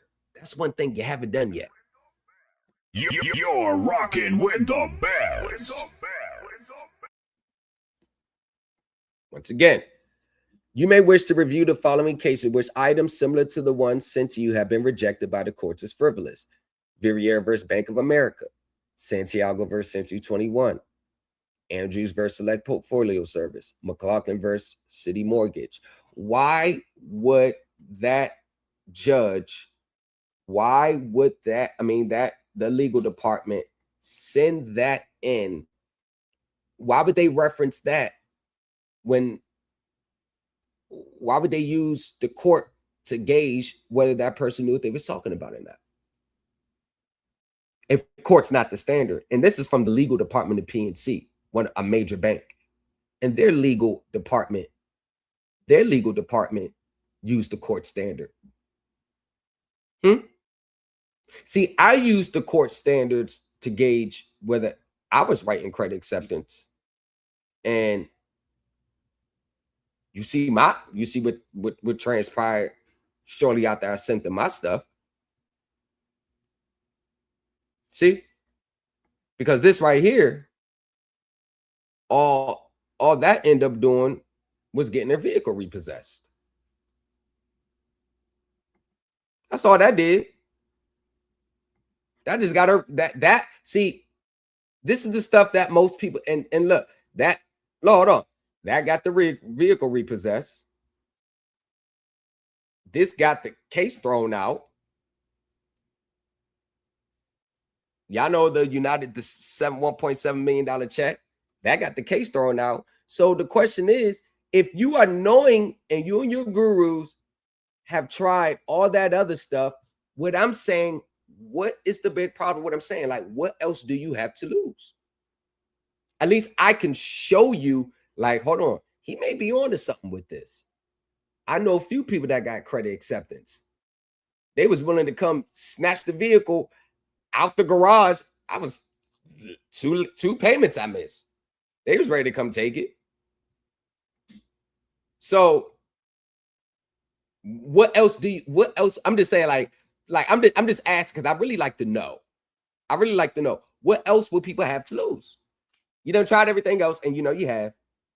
There ain't nothing new in this space. I know just because y'all tried it in 2024, like it's something new, but what your gurus ain't even tell you or what they ain't even know, everything that they're teaching and advocating for, they did it in the 90s. That money order, $1 money order, that was a process that took place in they tried that like 1997, 1998. It's nothing. I know they want y'all to think it's new. Y'all not trying nothing new. Y'all trying all old, outdated stuff like this.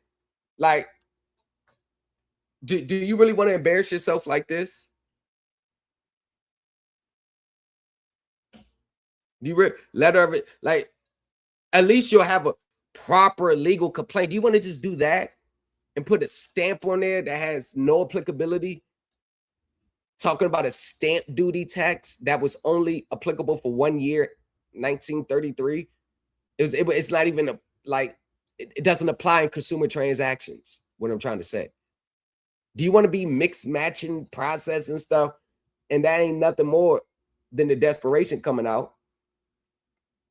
I mean, at least I could say, hey, yo, when I sent to my stuff dealing with the accounting and I said, hey, I can prove I can win in court. At least when I say the way I would advocate for you to do, at least I could be like, hey, now name anyone else that got the same result within 2 days of sending them their documents.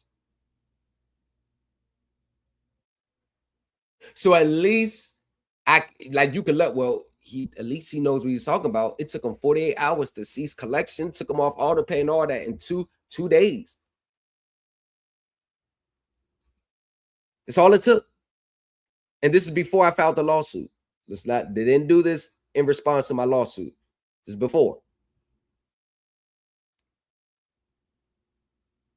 So you really don't have nothing to lose. At worst, you're just going to be at the same position that you was for you got one. You're not going to end in become worse off. See, with these gurus, y'all, I don't know how y'all do it, man. Y'all be spending way more money with the gurus than what your actual obligation costs. Y'all know damn well 98% of that shit y'all tried ain't work.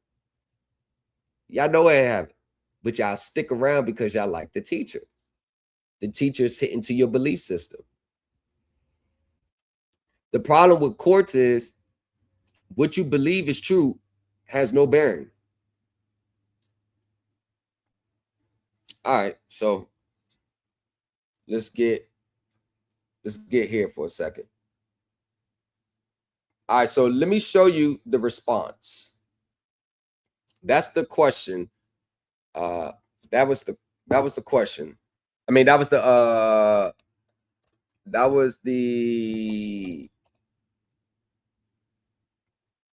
all right, so let's get to the actual, what were people saying in the comments? Ah, come on. For some reason, y'all don't want to pull up. So I'm gonna try it this way. But yeah, I want to see what the comments saying. Because I think that makes a difference. What the comments were saying. I mean, I'm just curious.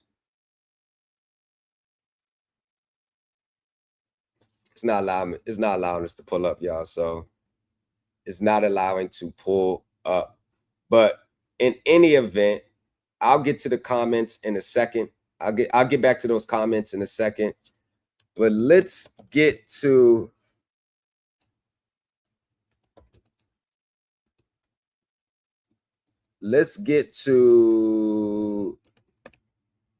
a legal response to that document. Let's get to the legal response to that document. For some reason, I don't know what's going on, y'all, but there's an issue with the file. So there's an issue with the file. I don't know why it's not playing. I'm doing the actually, so let me just do this. I'm just going to share my entire screen. I'll just do it like that. So we ain't got to keep worrying about whether it's going to so we ain't got to worry about if it's going to so let me just pull it up.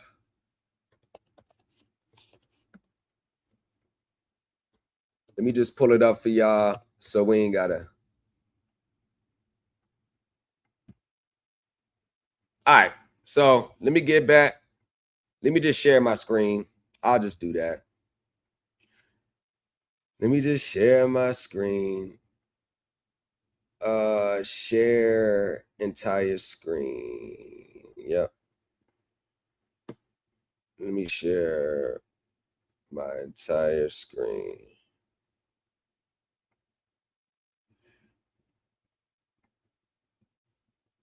It's not what I'm meant to do.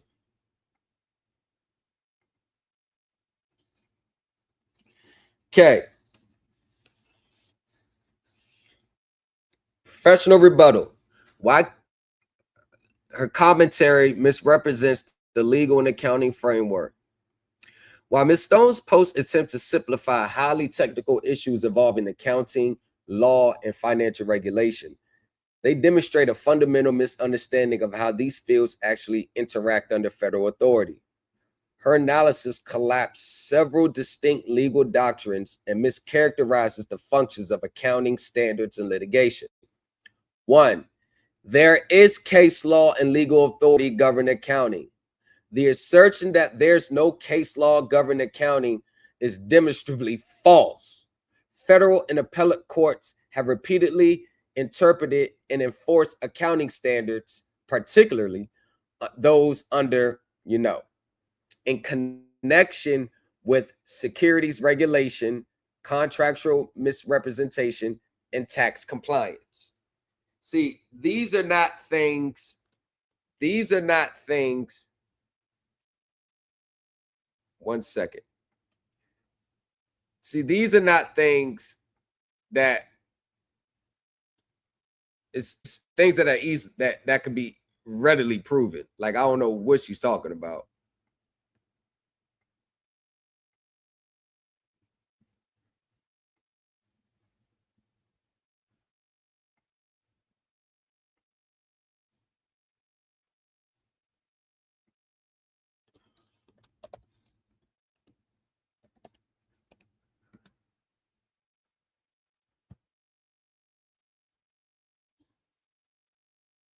Y'all get to the second one right quick. Start with number 2. Be right back. I got to get my charger.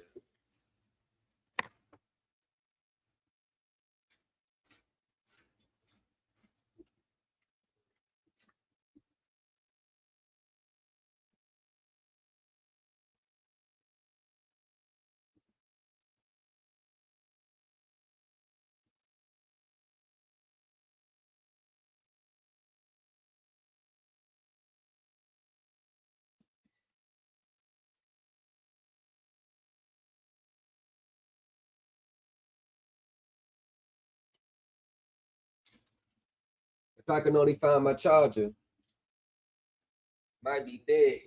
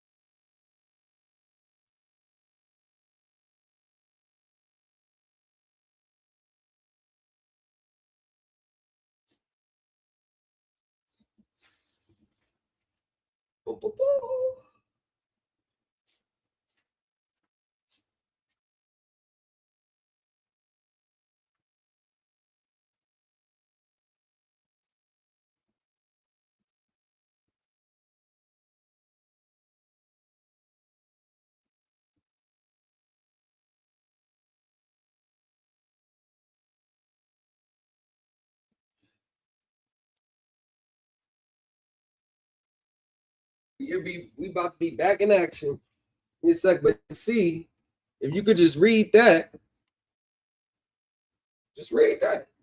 And this is why it's dangerous for these gurus to be talking accounting when they have no full understanding of themselves.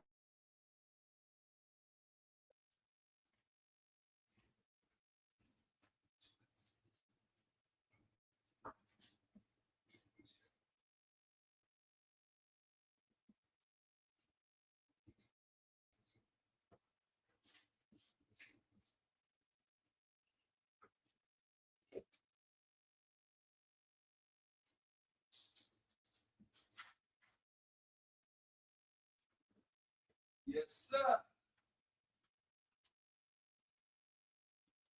Yes, sir. So, go back up. So, courts, there is case law governing accounting. And look, anyone familiar with those authorities, no courts defer to accounting substance when it reveals legal truth. Courts don't need to be accountants to rule on accounting issues. The federal evidence rules and judicial precedents, accounting questions are handled through expert testimony and regulatory interpretation, not judicial speculation.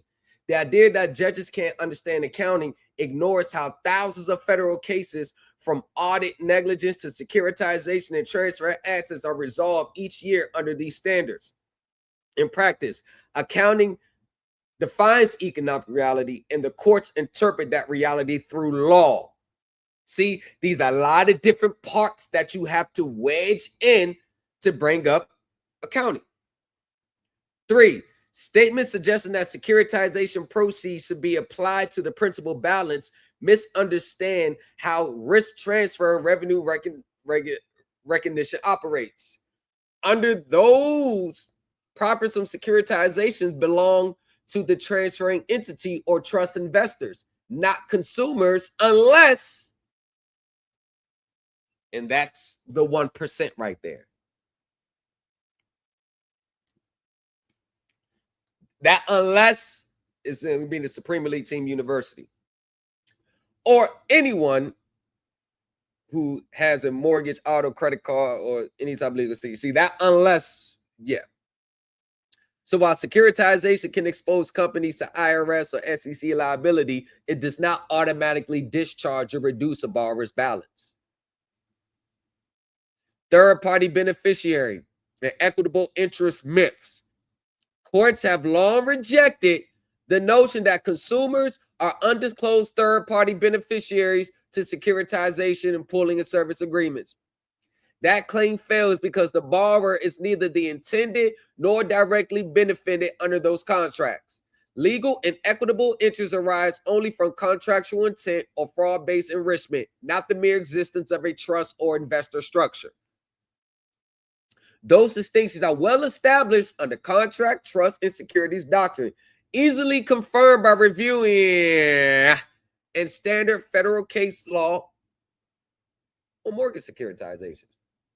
Misapplication of AAC, referring to the AAC without understanding its purpose, is a hallmark of pseudo-technical arguments.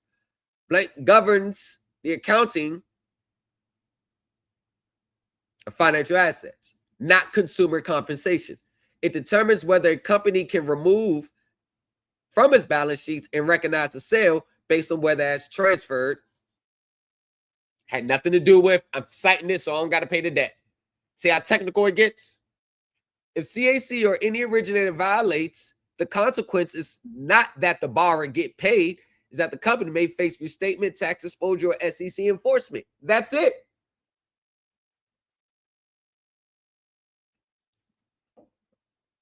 What Ms. Stone and her followers are missing is the discipline required to connect accounting structure to legal liability. They speak as if accounting creates rights. It doesn't. Law creates rights. Accounting reveals whether those rights were exercised truthfully. The people following her are confusing economic process with legal entitlement, and that's how they lose both credibility and cases. Anyone who actually studies GAAP, Internal Revenue Code, Federal Rules of Procedure understand this.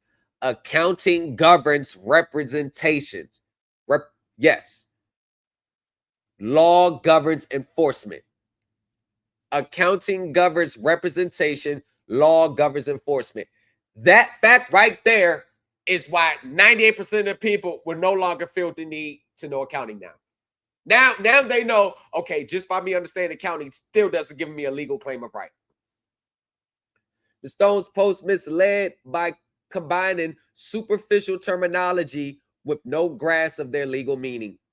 What she dismisses as no case law is in fact federal jurisprudence, regulatory precedents, and financial disclosure law that existed for decades.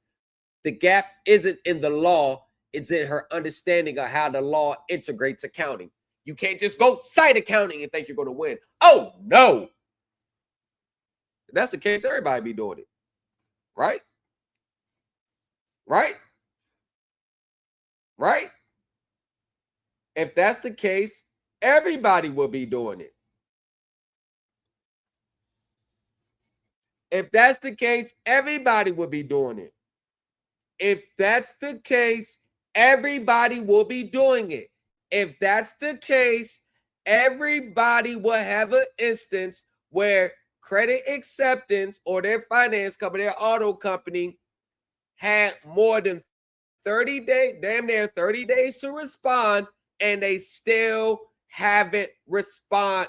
They haven't even made an appearance. And don't forget, credit card companies, if y'all feeling froggy, you can leak too. Thank you for your recent communications. We have reviewed our records and our writing to provide you with the following updates. We have closed your accounts and ceased collections. You have no further obligation regarding this account. That's a separate issue. That's not auto. That's a separate issue. You're rocking with the best. So what I'm saying is, can you see me? What I'm saying is, gurus, y'all going to come out as teachers in 2026. Why don't you lead with your own accounting results? That's all you got to do. I want you to lead with your own accounting results. Lead with your own accounting results. By the way, if you missed it in August, I'm releasing the archives from the webinar I had in August. I got the mortgage justice. I'm releasing these archives in a controlled manner. You should pay the fee to view those webinars. It's going to help go a long way with the Supreme Elite Team University. It's going to help you get a baseline grasp before the university starts. If you have not signed up for this groundbreaking webinar, you still have an opportunity to sign up. Watch for updates and check the community tab on YouTube and check the posts and stories on TikTok at thomas.legacy5 for registration requirements. Tune in now for the sneak peek of the Supreme Elite Team. Troy, before I continue, is any part of the letter that you sent and all that, does that have to do even a morsel of what we go over in class? Absolutely. It's got all of the core principles that you've taught.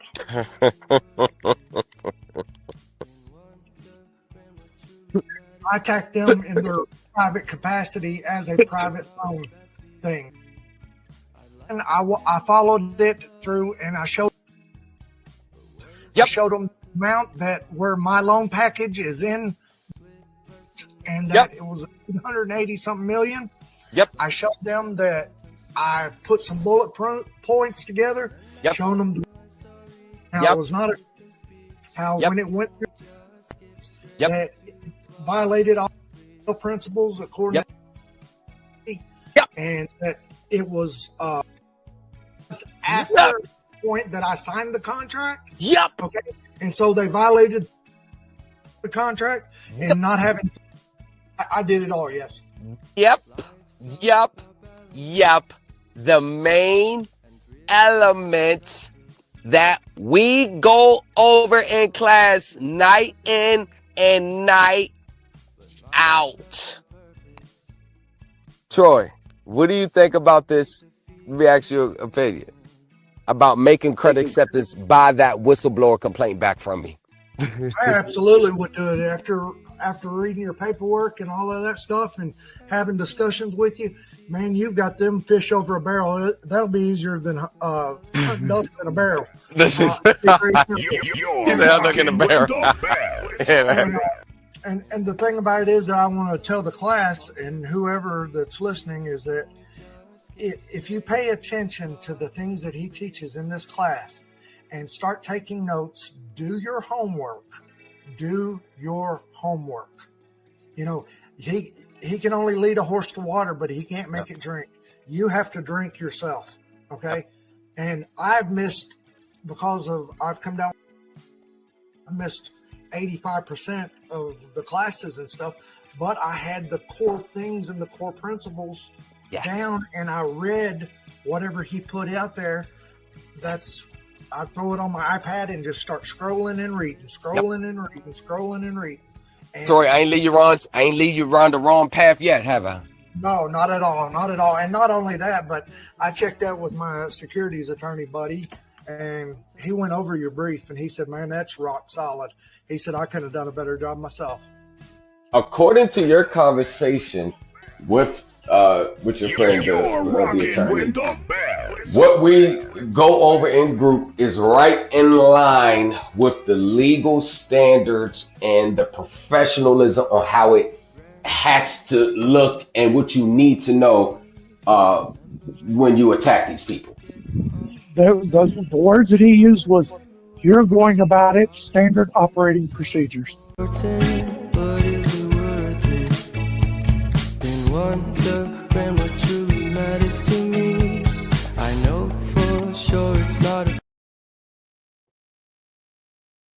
Not to mention, now, most people could say, that's just an ex-SEC attorney's opinion, 27 years decorated career, number 2 or 3 on the totem pole when he was there.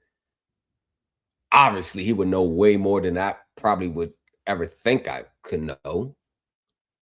He's probably forgotten more things than I've ever discovered. That's just his opinion. A highly decorated professional from the Morgan & Morgan family. That's just his opinion. Credit acceptance still hasn't responded to the complaint.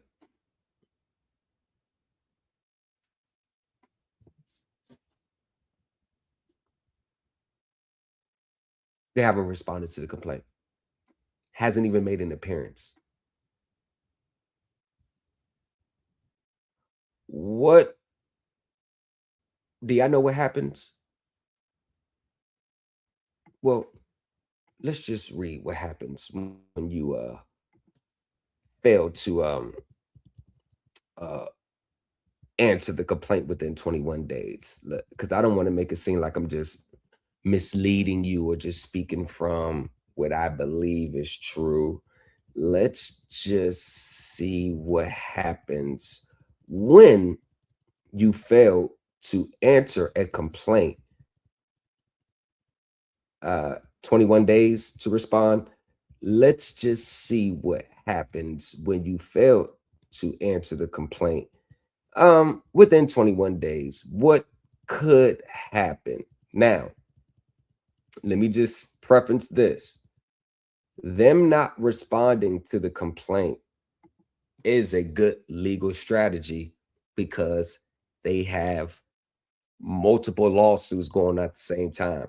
So they can't really defend this over here without opening themselves over here. Credit Acceptance Corporation. Oh, by the way, the judge has to approve you getting the form first, meaning you pass the sufficiency test. And yes, I cited, yep, accounting, securitization, securities law. The only, what I did in this situation, what no one has ever done as a pro se litigant, and no, you can check, listen, no consumer has ever filed a complaint like this. All these complaints are filed by class action lawsuits, IN attorneys, securities, investor attorneys, never from a consumer standpoint. So I don't even want to hear it. Within 21 days after service of this summons on you, and not counting the day you received it, or 60 days if you are United States or United States agency, or an officer employed in the United States, you must serve on the plaintiff an answer to the attached complaint or a motion under Rule 12 of the Federal Rules of Procedure. The answer or motion must be served on the plaintiff or plaintiff's attorney, whose name and address. If you fail to respond, judgment by default will be entered against you for the relief demanded in the complaint. You must also file your answer or motion to the court.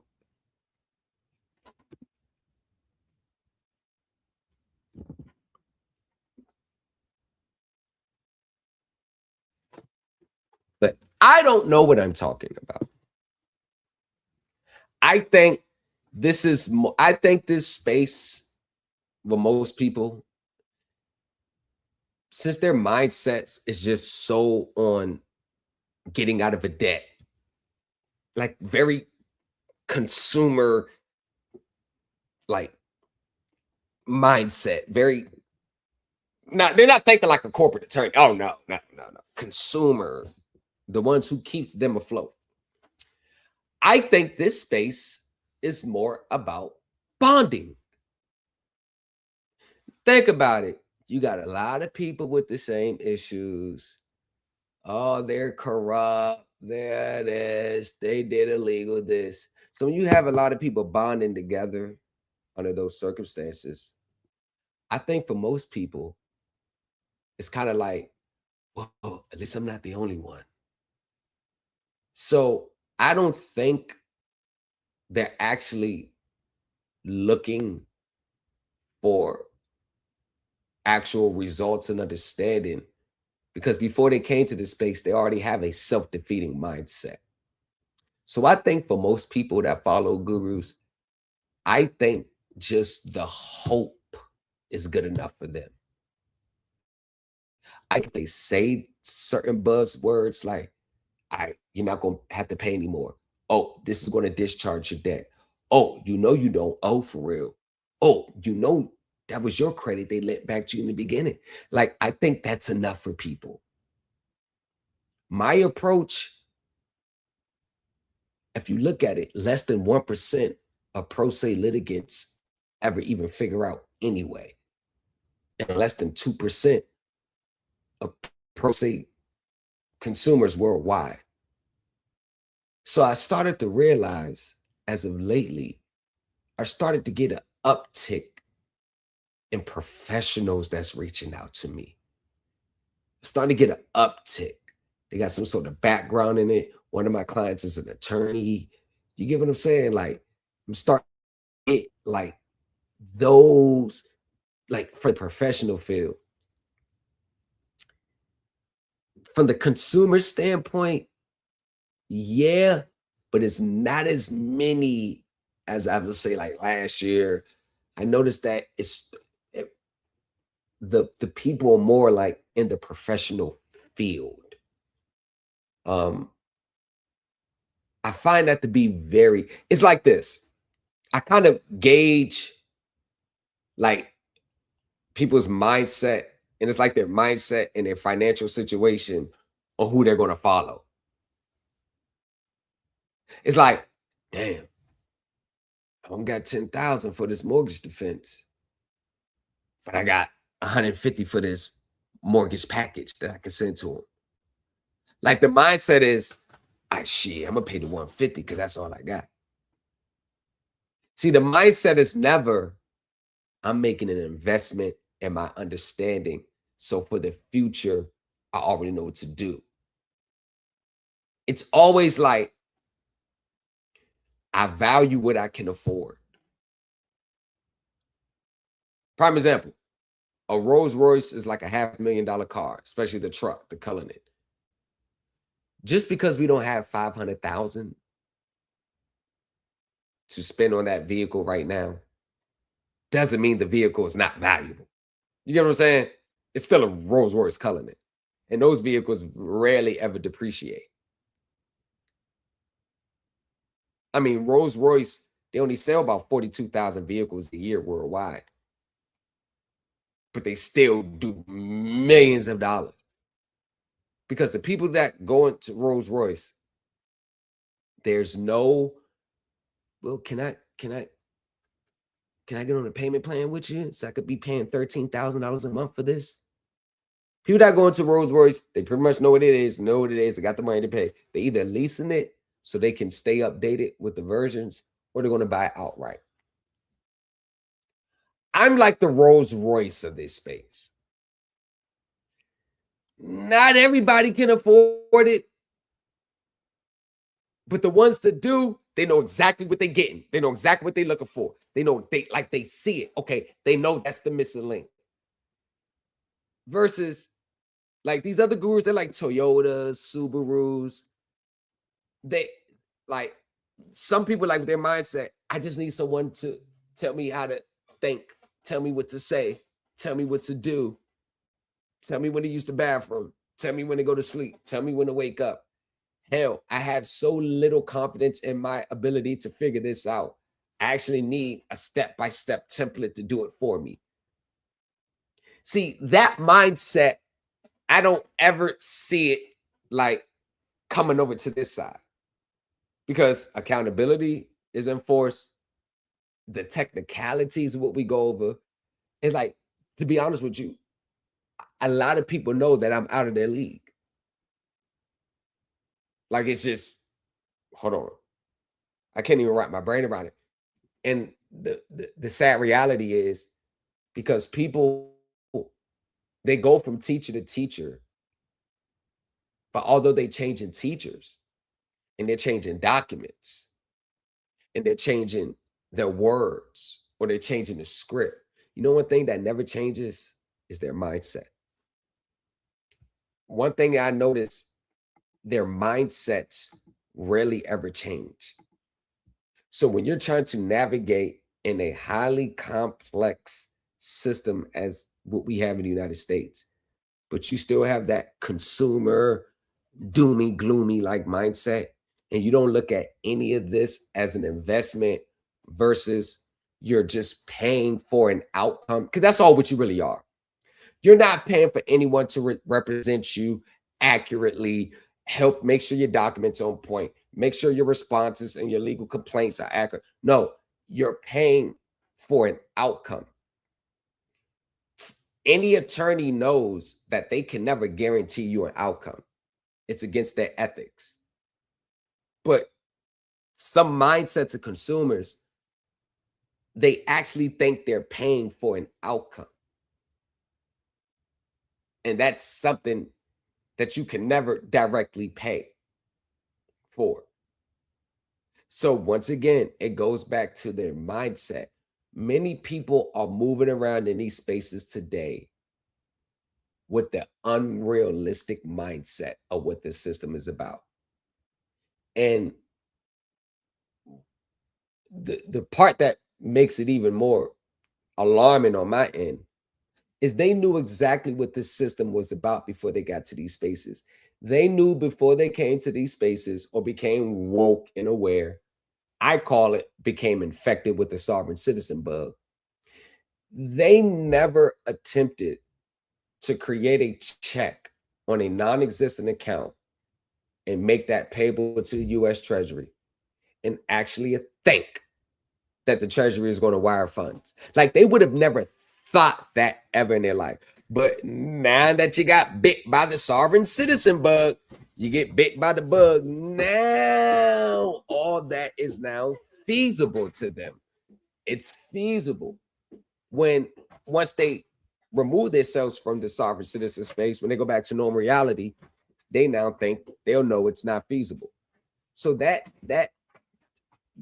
right there is the part that I could just never get around in the way people think. Like they know if you don't pay your bills, they're going to take your stuff. They know if you don't pay your mortgage, they're going to foreclose. They know if you don't pay your car note, they're going to repossess. And in order for you to cease that, put a stop to that, you damn near got to be an expert in it.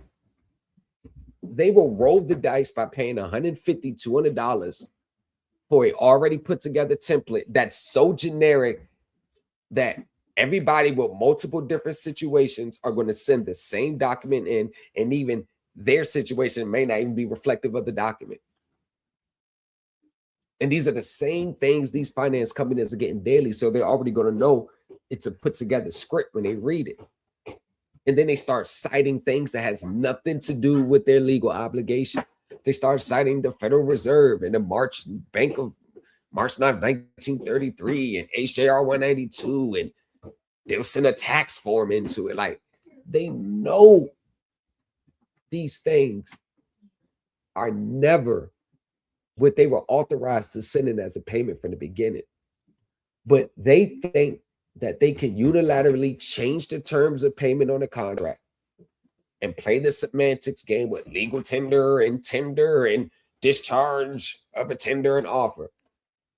But if the bank were to unilaterally change the terms of the payment, if they say, no, we're only accepting a money order, but you wanted to go online and pay your bill online, you know you would have 3 cows and a baby, and they hit you with late fees because you didn't pay the money order. But it's only good when you're doing it. But if they were to do it, you would have a problem.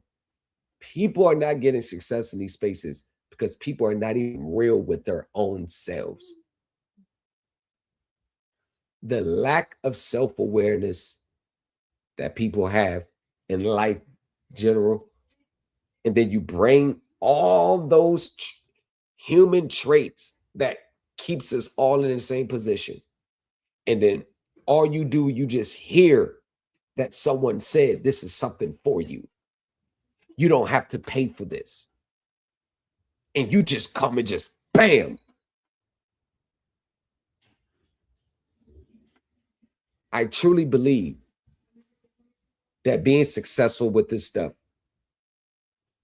has nothing to do with the teacher, the information you have, any documents that you have. I think it has nothing to do with that. I truly believe whether you're successful in this stuff or not has everything to do with here. I mean, let's just look at the universe for a second. If you have a spirit of greed, what makes you think the universe, like, y'all know how it works. If you're being disingenuous, if you're purposely playing the semantics game, if you know in your heart you're only doing this because you don't want to pay a bill, what makes you think the universe or the God of your understanding is going to bless you with something? If you're putting large withholdings on a tax return, knowing that you're not legally entitled to it, what makes you think that good fortune is going to come your way from that? Put the rules, put the stuff away. What really makes you think it's going to happen for you like that? Most people's inner spirits are the reason why they're not getting remedied. It has nothing to do with a teacher. But most people don't want to hear that because it's going to cause them to confront them. And most people has never confronted them in their own lives. They only see themselves as this little picture that they paint in their mind of who they are. But they never really had to address the most awful, deep-rooted, carried to my grave aspects of us. So the true, real intent and spirit, it always manifests itself. Whether it's the teacher or the students, it's always manifesting itself. And this is why I said, yeah, I was in some of the most violent penitentiaries, some of the most deadliest, negative places. But this space here, the United States penitentiaries ain't got shit on these spaces here, because these spaces have brought out the worst of human nature. Has brought nothing but the worst out. But then we want to talk about a remedy. What remedy? What is your end goal for this?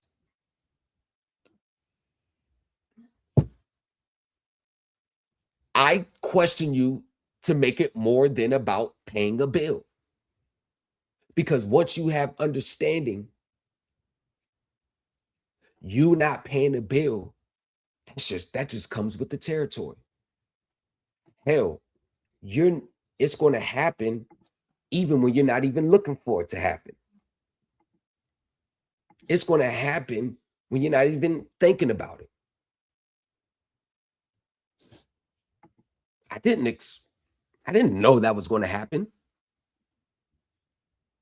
Haven't paid on it July, August, November, a half a year. But this is what a lot of people chase today. Having a nice vehicle and not have to pay for it. But that was not my end goal. That was something that just naturally happened along my process, all from understanding. It happens on its own. You can't force it. You can't speed it up. You can't slow it down. It just happens on its own.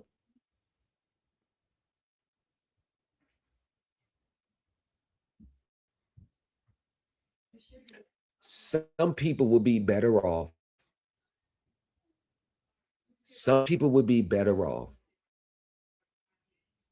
going to work, paying their bills, saving for the future, investing wisely for the future, taking care of their families, and getting out the way. If there's a major situation that rises up and need assistance, reach out. But just to see everybody, everybody's just like, it's like, yo, what do y'all really think this stuff is about?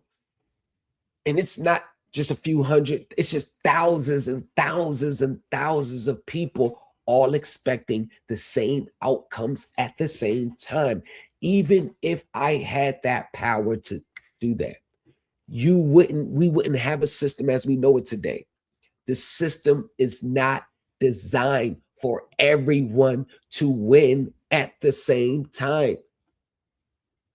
This is why I don't ever want 75 to 100 people in my webinars. This is why I don't do a template where 30,000 people can buy it at $200 a pop. Yeah, it's good money on the front end, but it's sending a wrong message that everybody that sends that template in is going to get the results they're looking for right then and there. And then the template, when that don't work, you're right back. Hey, what do I do next? It didn't work. What do I do next? Who wants to be in that type of position where you're still not in control? Like most people, yeah, I don't think this is why I say lack of self-awareness. It's like they are in fear of being in control of their own domain. They gotta have somebody telling them what to do. You already got people telling you when to work, when to punch the clock. Like, think about it. Ever since we were old enough to remember, there's always been someone telling us what to do. As a kids, our parents told us what to do. Go to school. The teachers told you what to do. Graduate from high school, go to college. Your professor is there telling you what to do. On the job, your boss is telling you what to do. We have been groomed to have someone be in control of us or telling us what to do. This is why a lot of people, it's cool. What I'm saying is, once you take this seriously and understand, you won't need anyone to tell you what you do because you will already know what to do. This is why the Supreme Elite team, I'm just going to say me, I don't want to offend anybody. This is why I stand in a position of power because I am in control 100% of my own domain. I live life on my own terms. If I want to fight this case here, I do. If not, I just pay the monthly bill. I have that right. I decide, what is $300 bill? I just pay it. Because I use discernment.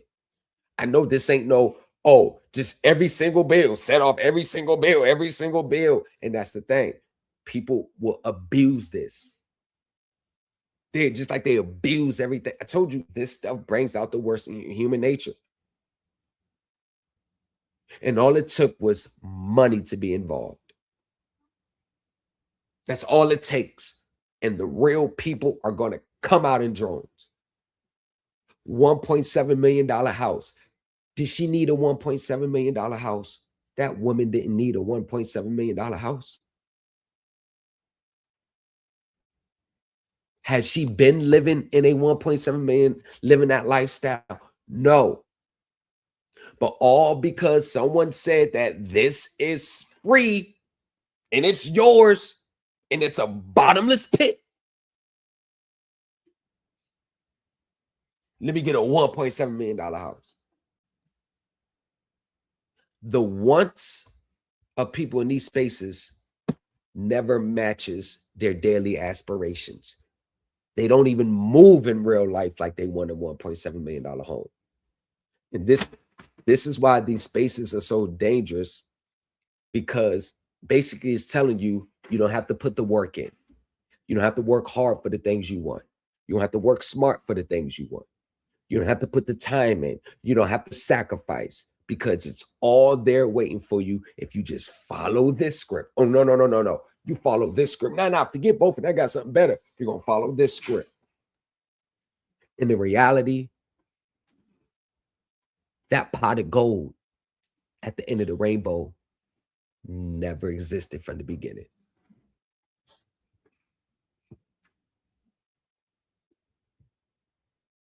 This is what makes this space sad. This is what makes this space sad. At some point, is the money really worth it? Is the money really worth it? Why do you really want the money? Why do you really want an $800,000 check or something? Why do you really want it?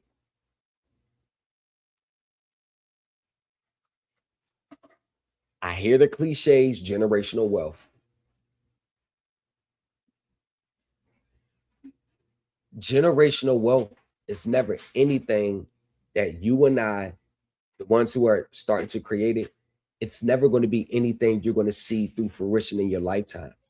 The ones who created generational wealth never lived to see the wealth. Generational wealth is for future generations. But people in these spaces are so damn selfish, they're not even thinking about nobody but themselves. So when they say generational wealth, what they really mean is, I want a lot of money so I can buy the things that I can't afford right now. When the government comes and busts these people, from the government sending them multiple erroneous checks, when I read the court cases, it's never, hey, we struck a deal.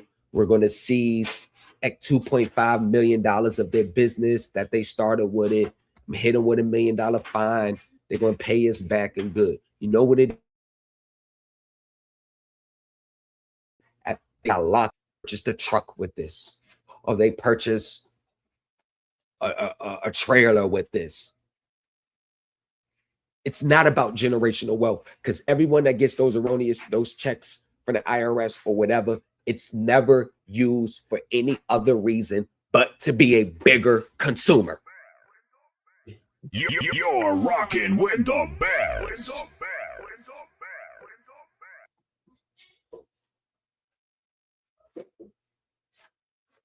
The things that people want to get out of in these spaces are the things that if they really wanted it, they could create it in their own life. But they lack the confidence, they lack the discipline, they lack the patience, they lack the sacrifice, they lack the wisdom, they lack the discernment to get the same things that they want to get with this process.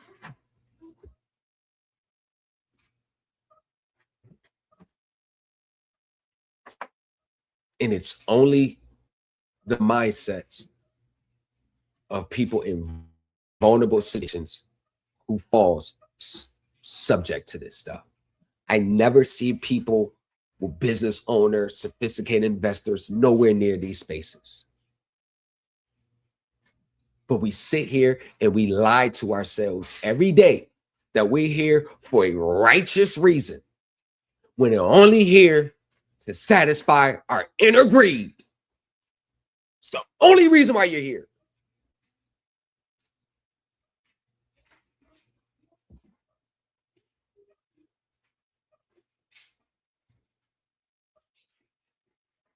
Pay your bills.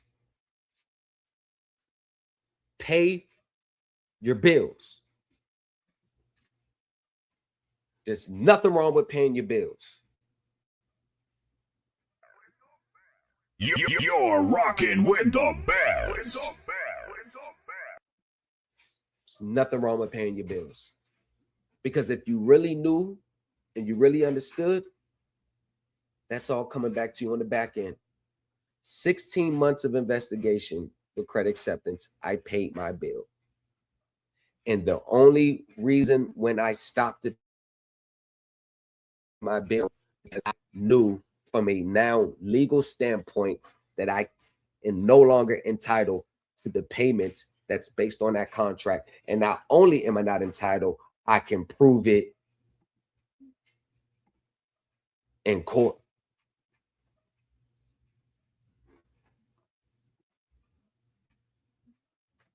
I can prove it in court. I can prove it in court. And when I sent them email, them documents, what did I say? When this case goes to court, I'll be able to prove this. As a matter of fact, I sent them my first 29 pages of my complaint before I filed it. Before I even filed it, I sent them the whole discovery. When it gets to the discovery stage, this is what I'm going to be requesting. Take a look at it now. Just put it all on the table right now. Here's my exhibit summaries. Here's the exhibits I'm going to be using to support my claim. I sent them everything before I filed the lawsuit.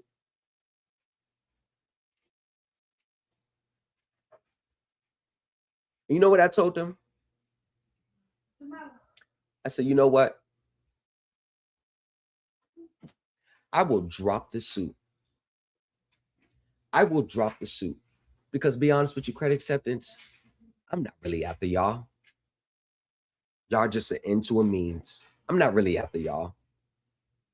It's not really y'all who I want for real. I told them, I really don't have no smoke for y'all. It's not y'all who I really want.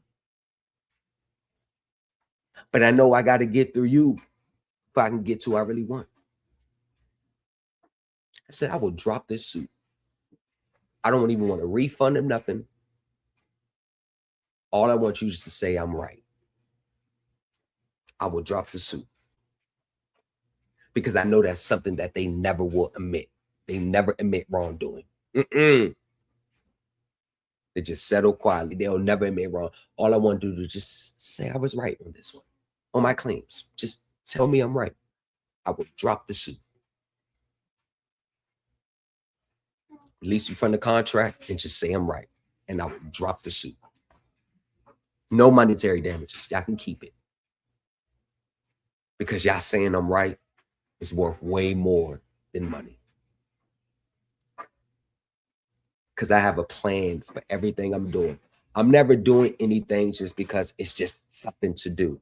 It's always everything that you've seen from me is nowhere near my end goal. These are just all the steps I'm taking so I get to my end goal of what I'm going to do. And the only two people that knows that is me and God.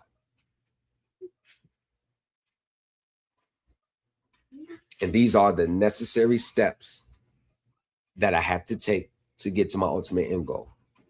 Not paying for the vehicle, it's not my end goal.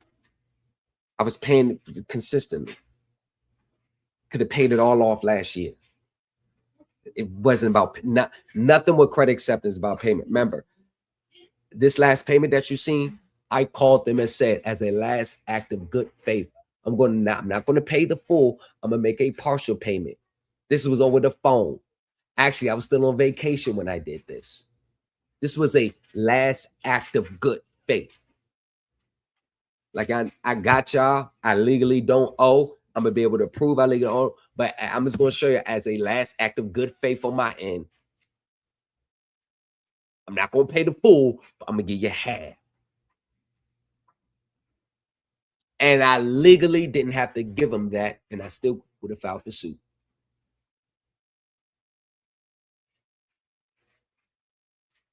When I filed my case, I was current. When I was putting my claims together, I was remaining current.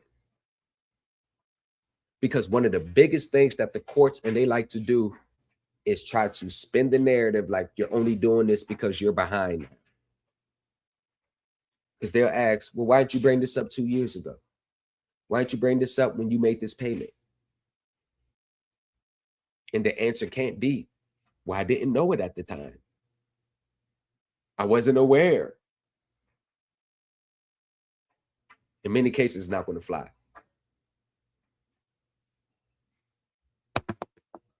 What I'm saying to y'all is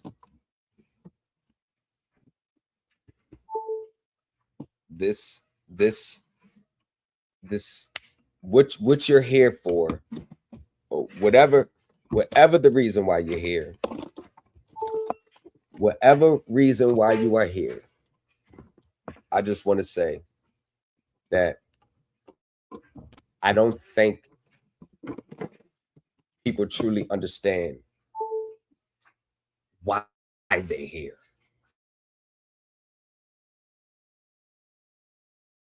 I don't really think they know. I don't think people know like why they're here. When I mean why they're here, I'm not talking about like why I'm here. Like you could do any reason. I got this debt. I got this. And nah. I'm talking about internally, like think about it for a long time. Like, yo, why am I really here? What is my real end goal? Let me just not having to pay a bill is only as good until the next bill comes. It's not like you're going to leave your consumer transaction with 50 million. We ain't got to worry about none of this no more. There's going to be another consumer finance transaction you get into. It's going to be another one. And if you get a taste of blood for the first one, most people are going to think that they can do it for the second one. Do it to the point where they're just going to start getting in contracts with no intention on paying. And it's not the fact that you're utilizing the laws and stuff. It's that inner intent that I'm getting to this contract with no intention on playing. That is what the universe is picking up on. It's not like, well, things are good. Yeah, I'm just going to pay. I'm going to pay. I'm going to pay. I'm going to pay. I'm going to pay. I'm going to pay. Because once you be aware of this stuff, you don't really understand how this shit operates from a spiritual standpoint. The more you're responsible for, the more the balance is, it's going to be weighing on you. I'm like, damn. Like, I know I can scalp y'all. But am I scalping y'all for the right reasons? Or am I just scalping y'all because I can? Am I just taking advantage because I can? Or do I have a real legal reason why I'm doing what I'm doing?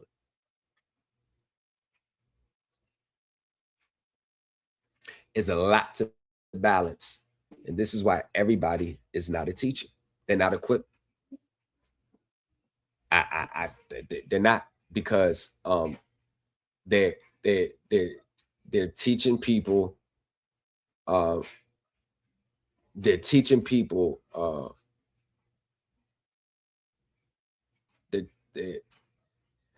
they're teaching people to be disingenuous. It's all the wrong things.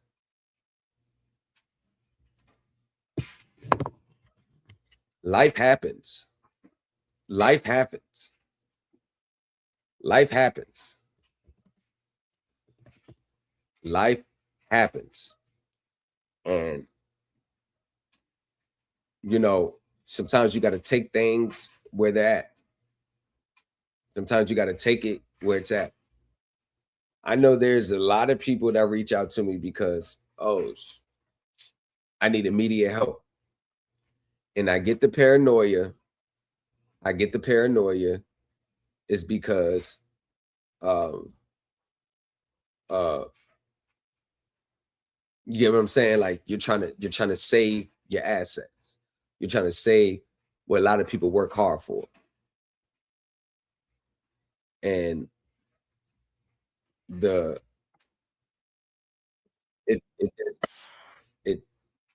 it's a balancing thing. But if you think that these people are just going to roll over and play dead,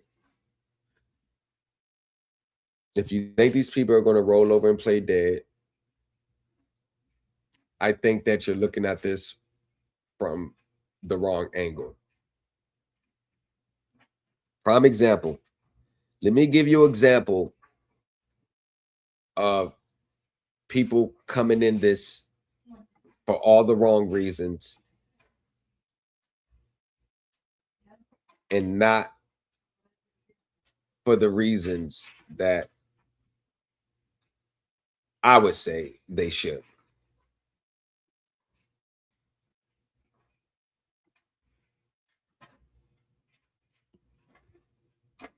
The requisite notice of appeal and appeal documents within the next 15 days, or I will dismiss the appeal, and you'll have to start that process over again. And the dismissal may have a substantive effect on your ability to file another appeal. So in the case of Preferred Credit Union versus Franthia Price. And this matter is before the court for a motion today, although it was not clear to me what the nature of the motion is. So as an initial matter, Ms. Price, would you state and spell your full name for the record, please? I just want you to know, Your Honor, I'm here especially, not generally, and do so sui juris as they authorize. Yeah.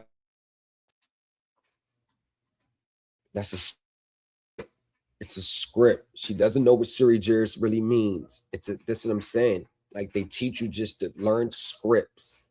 I can never give someone that much power and authority over me where they're just I don't know how y'all do it, man. Family of Rice Estate. So my strictly limit to the. And if you notice that's strictly, look at the eyes, reading from a script. That's a script. Reading strictly from a script. Can you imagine? And you have to read from a script. Not like what lawyers do. You got your notes to let you know when the time to make this argument, or don't argue, and you're confident, you stand in front of the judge and you make arguments. No, the whole time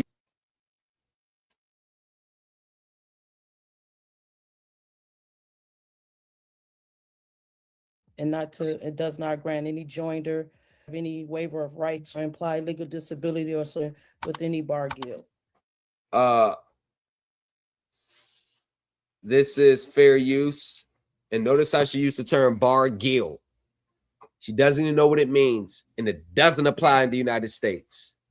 That's what I'm saying. These are, you know, that script that she read, that's from one of these like national sovereign, take your rights back from the court online groups where you could just Google it online, download the paper, and court with it. Oh my God.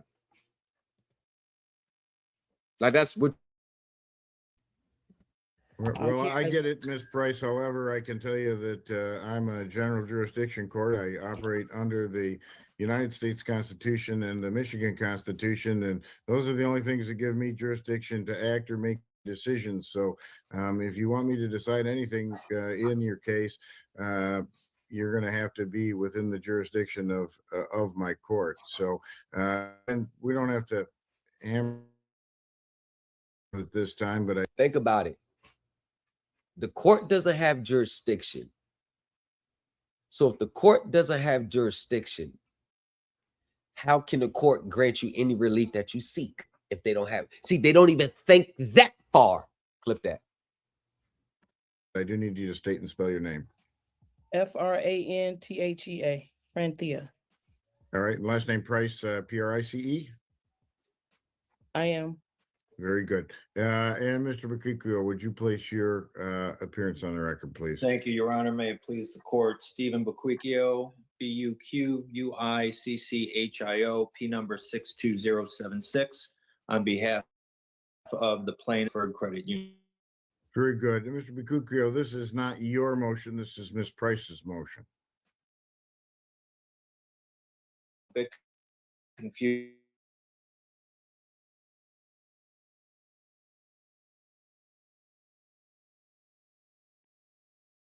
Legally, and we'll wait for the court's direction as to when I can speak.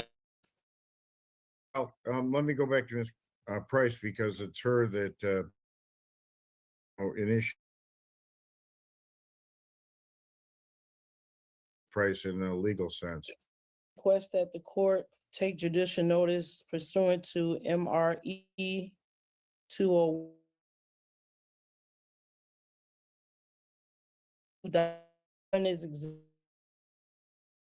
Demand for custodial records.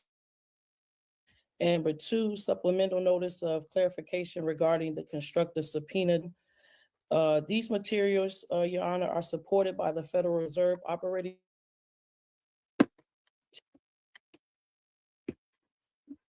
What did I tell you that anytime I hear the word Federal Reserve operating circular only deals with the legal relationships to banks that pledge collateral to the Federal Reserve for their own immediate liquidity needs. That is the small state banks, and the Federal Reserve is used as a last resort. And the fact that people don't understand the secondary market is a reason why all these gurus are going to tell people that the Federal Reserve is involved in our everyday consumer finance transactions when they're not. And the mere fact that you got the Treasury, Federal Reserve, or birth certificate, people just cannot leave the belief alone. And the harsh reality why they can't leave the belief alone, because that means they got to drop that secret trust ideology. The reason why they don't drop it, y'all, is because they plan their lives around accessing that secret trust. So they've already started spending the money in their head before they ever saw it. Their whole goals, what they want to accomplish, has nothing to do with their hard work and the steps that they're taking to get there. It's all based on accessing the secret account. It has nothing to do with them actually doing the work. So when you take that secret account away, their goals and dreams, they're already too high because they think it's a bottomless pit. So now they're going to feel disappointed and get depressed because now they know that they're not going to get the things they need because the account never exists. So instead of dealing with that reality, they just live on with the lie.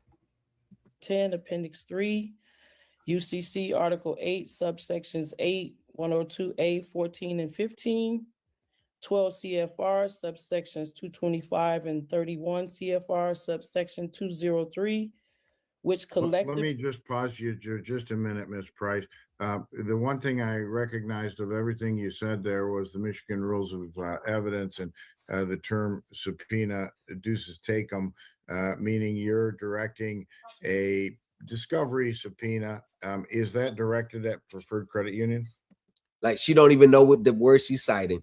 Don't even have a clue what it means. It is, sir. I wanted it to be on record because I previously asked for debt validation and didn't get anything in the lower courts. Why? Listen, y'all.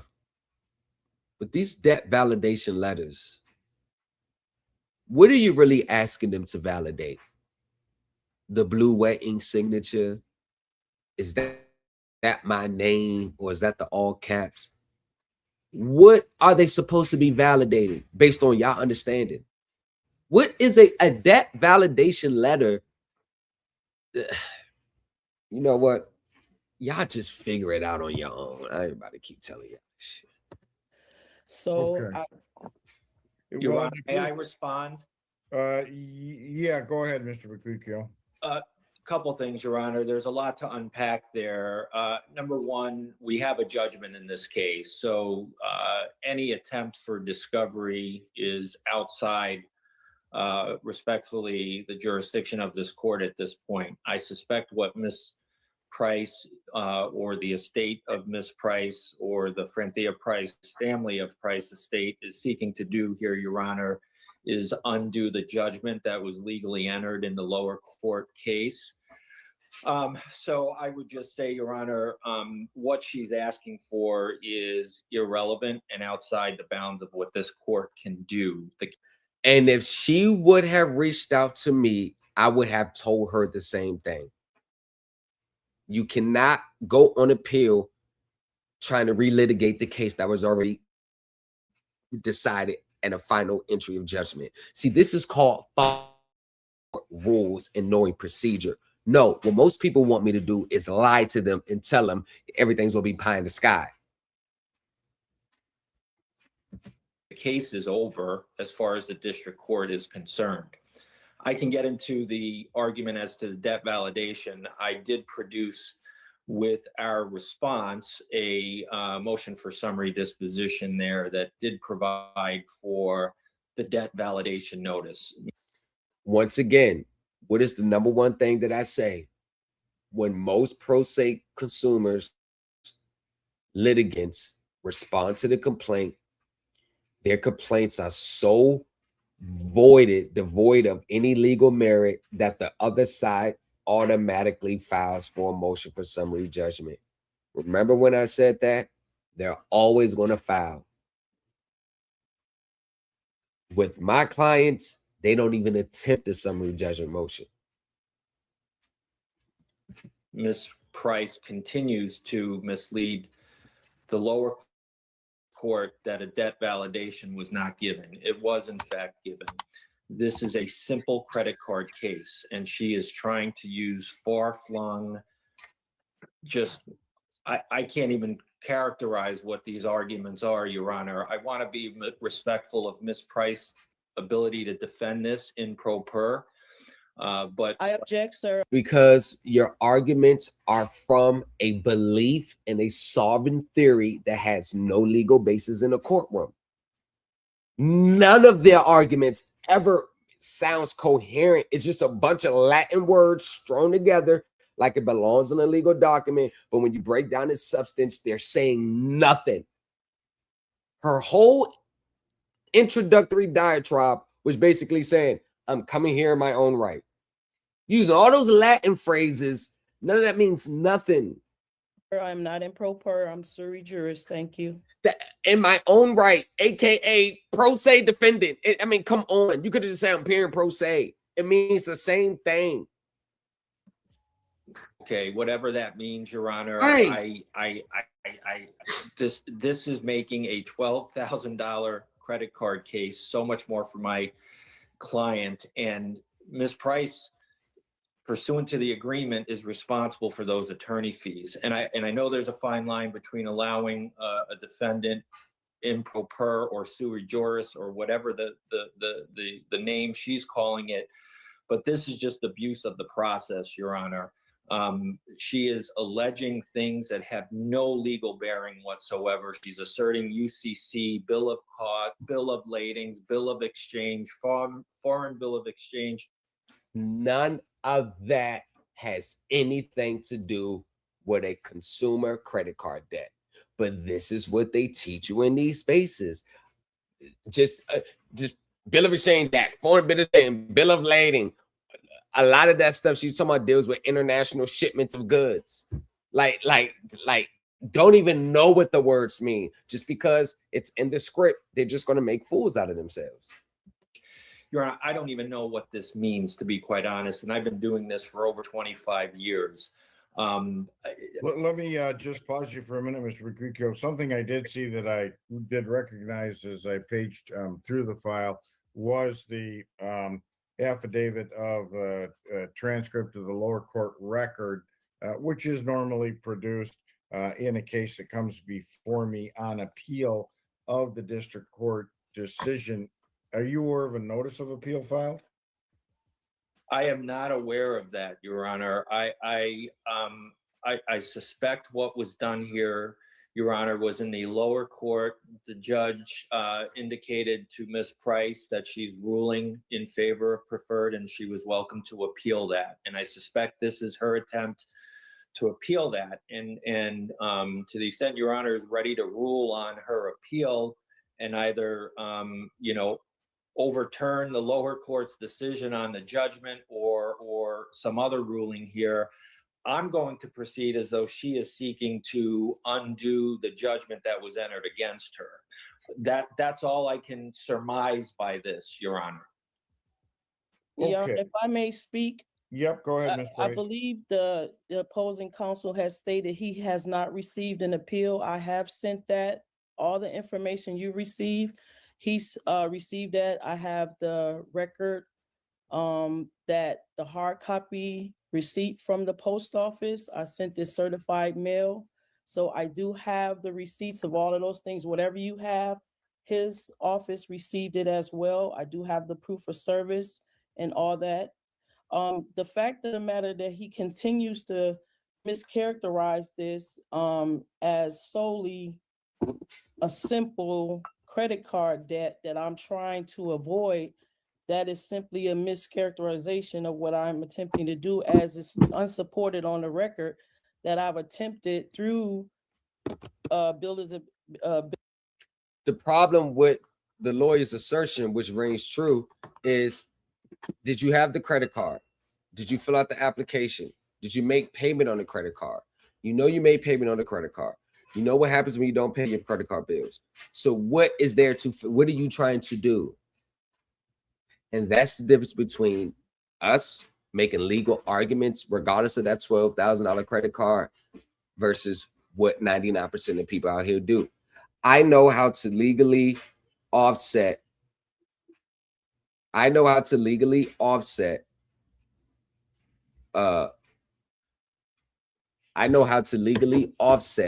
fact that yes, she has a $12,000 credit card bill. Hell, my client had a $17,500 complaint filed. But yet, we'll be filing our motion for summary judgment, I think this week or next week. Why? Supreme Elite Team University, baby. Or reach out. Bill of exchange, and I've asked and requested and have not received a simple application. A copy of it is not supported of the verification that this is a bona fide contract. But if you already made payments on the contract, why do you need all that now? Why need you get that in the beginning? And this is what I meant earlier with the disingenuousness of these spaces. And this is the thing. Stand on that shit. If you doing this just to say I want to get out of a debt, If you're doing this just to get out of a debt, stand on it. Stop acting like it's not that when you really know that's the only reason why you're doing it. Because I don't want to pay this bill. Because people don't want to admit the real reason why they're doing it because they know morally the shit's just wrong. No integrity, no nothing. I just want to get shit and don't pay for it. You want to get shit? What the fuck do you think you are? You going to live in the United States of America and get shit and not pay for it? Weird thinking they do. And lawful consideration, if it's not done, is violation of a contract as well. All right. Well, here's my where I sit on this one, Ms. Price, is that my position legally here is I can sit as the Court of Appeals to review the judgment in the district court.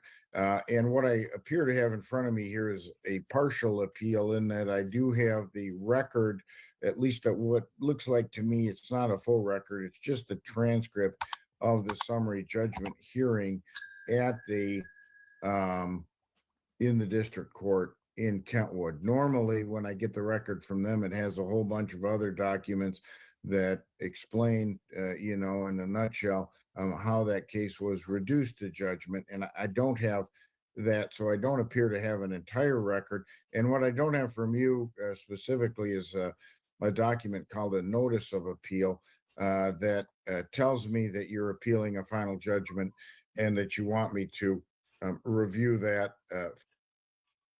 Procedure, rules, missed that part. So caught up in the Suri juris and the Suri dibitis and the Bill of Lading, I told you, they never pay no attention to the court rules and procedure. For its legality.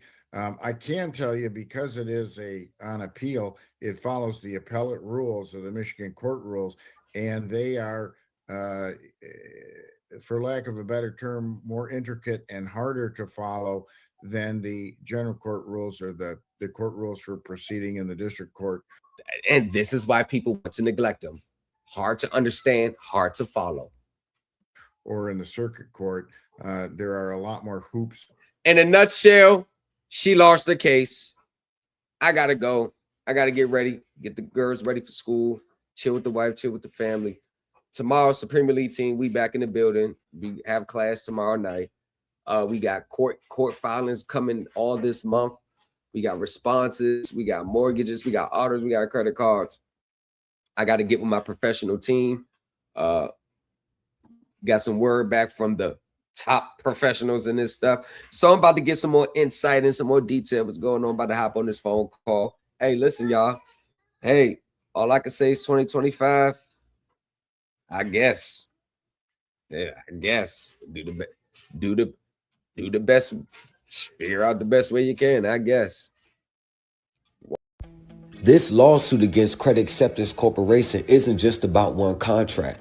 It's about exposing a nationwide scheme that's been hiding in plain sight. Credit Acceptance structured my agreement to look like a simple car loan, but behind the scenes, they securitized it, retained control, and charged a 23.99% interest rate, well above Virginia's legal limit.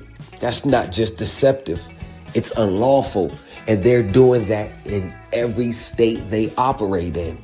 If Virginia steps in this case, could trigger a wave of enforcement against lenders who use dealer advance programs to disguise true lending relationships. And if the federal government follows through, the IRS, CFPB, or SEC, then consumer lenders across the country will be forced to rethink how they structure, report, and enforce their contracts. This lawsuit demands restitution, recharacterization, and accountability. But more than that, it could set precedents, forcing leaders to respect substance over form and putting consumers back in control of their financial rights. The system's been rigged long enough. Now it is actually time to expose it accurately. And the claims that I'm raising in my lawsuit are the same claims that Credit Acceptance has settled numerous of times with investors, other consumers, or state attorney generals who actually stepped up and held them accountable. This lawsuit is the first lawsuit in the history of the Fourth Circuit and all other federal circuits where claims of this magnitude has been brought against Credit Acceptance Corporation or any other finance corporation from a consumer capacity. You normally see these lawsuits filed by attorney generals of states or the lawyers for the investors. Never have you seen these claims filed from a consumer standpoint. I've seen a lot of consumer complaints and lawsuits filed against Credit Acceptance and other finance companies, but they all have missed the mark because they are approaching it and attacking it from a consumer-like standpoint and doesn't have the mindset of a creditor or a lender to attack them on the level in which they operate. This lawsuit could actually spark a reform in consumer financing. I am one man taking on the complex system. So, it further goes to says that this is what took place, man. I signed the contract. The dealership transferred that contract to Credit Acceptance. Credit Acceptance now had the proper collateral so they can issue trust notes to the investors. The investors put the money up for my deal, for the purchase price in exchange for the contract in which where I will be making my monthly payments. Cool. No issue with that. The thing is, and your legal department admitted that Credit Acceptance never gave me any type of funding in order to even support a contract, which is not a big deal. Rather, they got my promise to pay the security and they was able to raise the funds for the purchase. So is it that credit, and this is their own words, I'm reading from and it's filed with the SEC. So is it more that Credit Acceptance really just acted as a broker between me, the one that needed financing, and the ones who's willing to invest in my contract? So you all just kind of mainly were just the middleman to broker the deal instead of really being a lender in the traditional sense, like Credit Acceptance went into their own back pocket and put up the money. You kind of more brokered the transaction. Is that more of an accurate statement? Well, I'll be damned. Reminiscing the good old days, remembering to forget all the bad ones. I remember when college seemed so important, but is it worth it? Been wondering what truly matters to me. I know for sure it's not a fancy degree. I'd like to do what I love, but what if I'm not good enough? Split personality, sometimes sour, sometimes sweet. An M. Night Shyamalan story called Everything's Peachy. Can we just skip straight to the plot twist, please?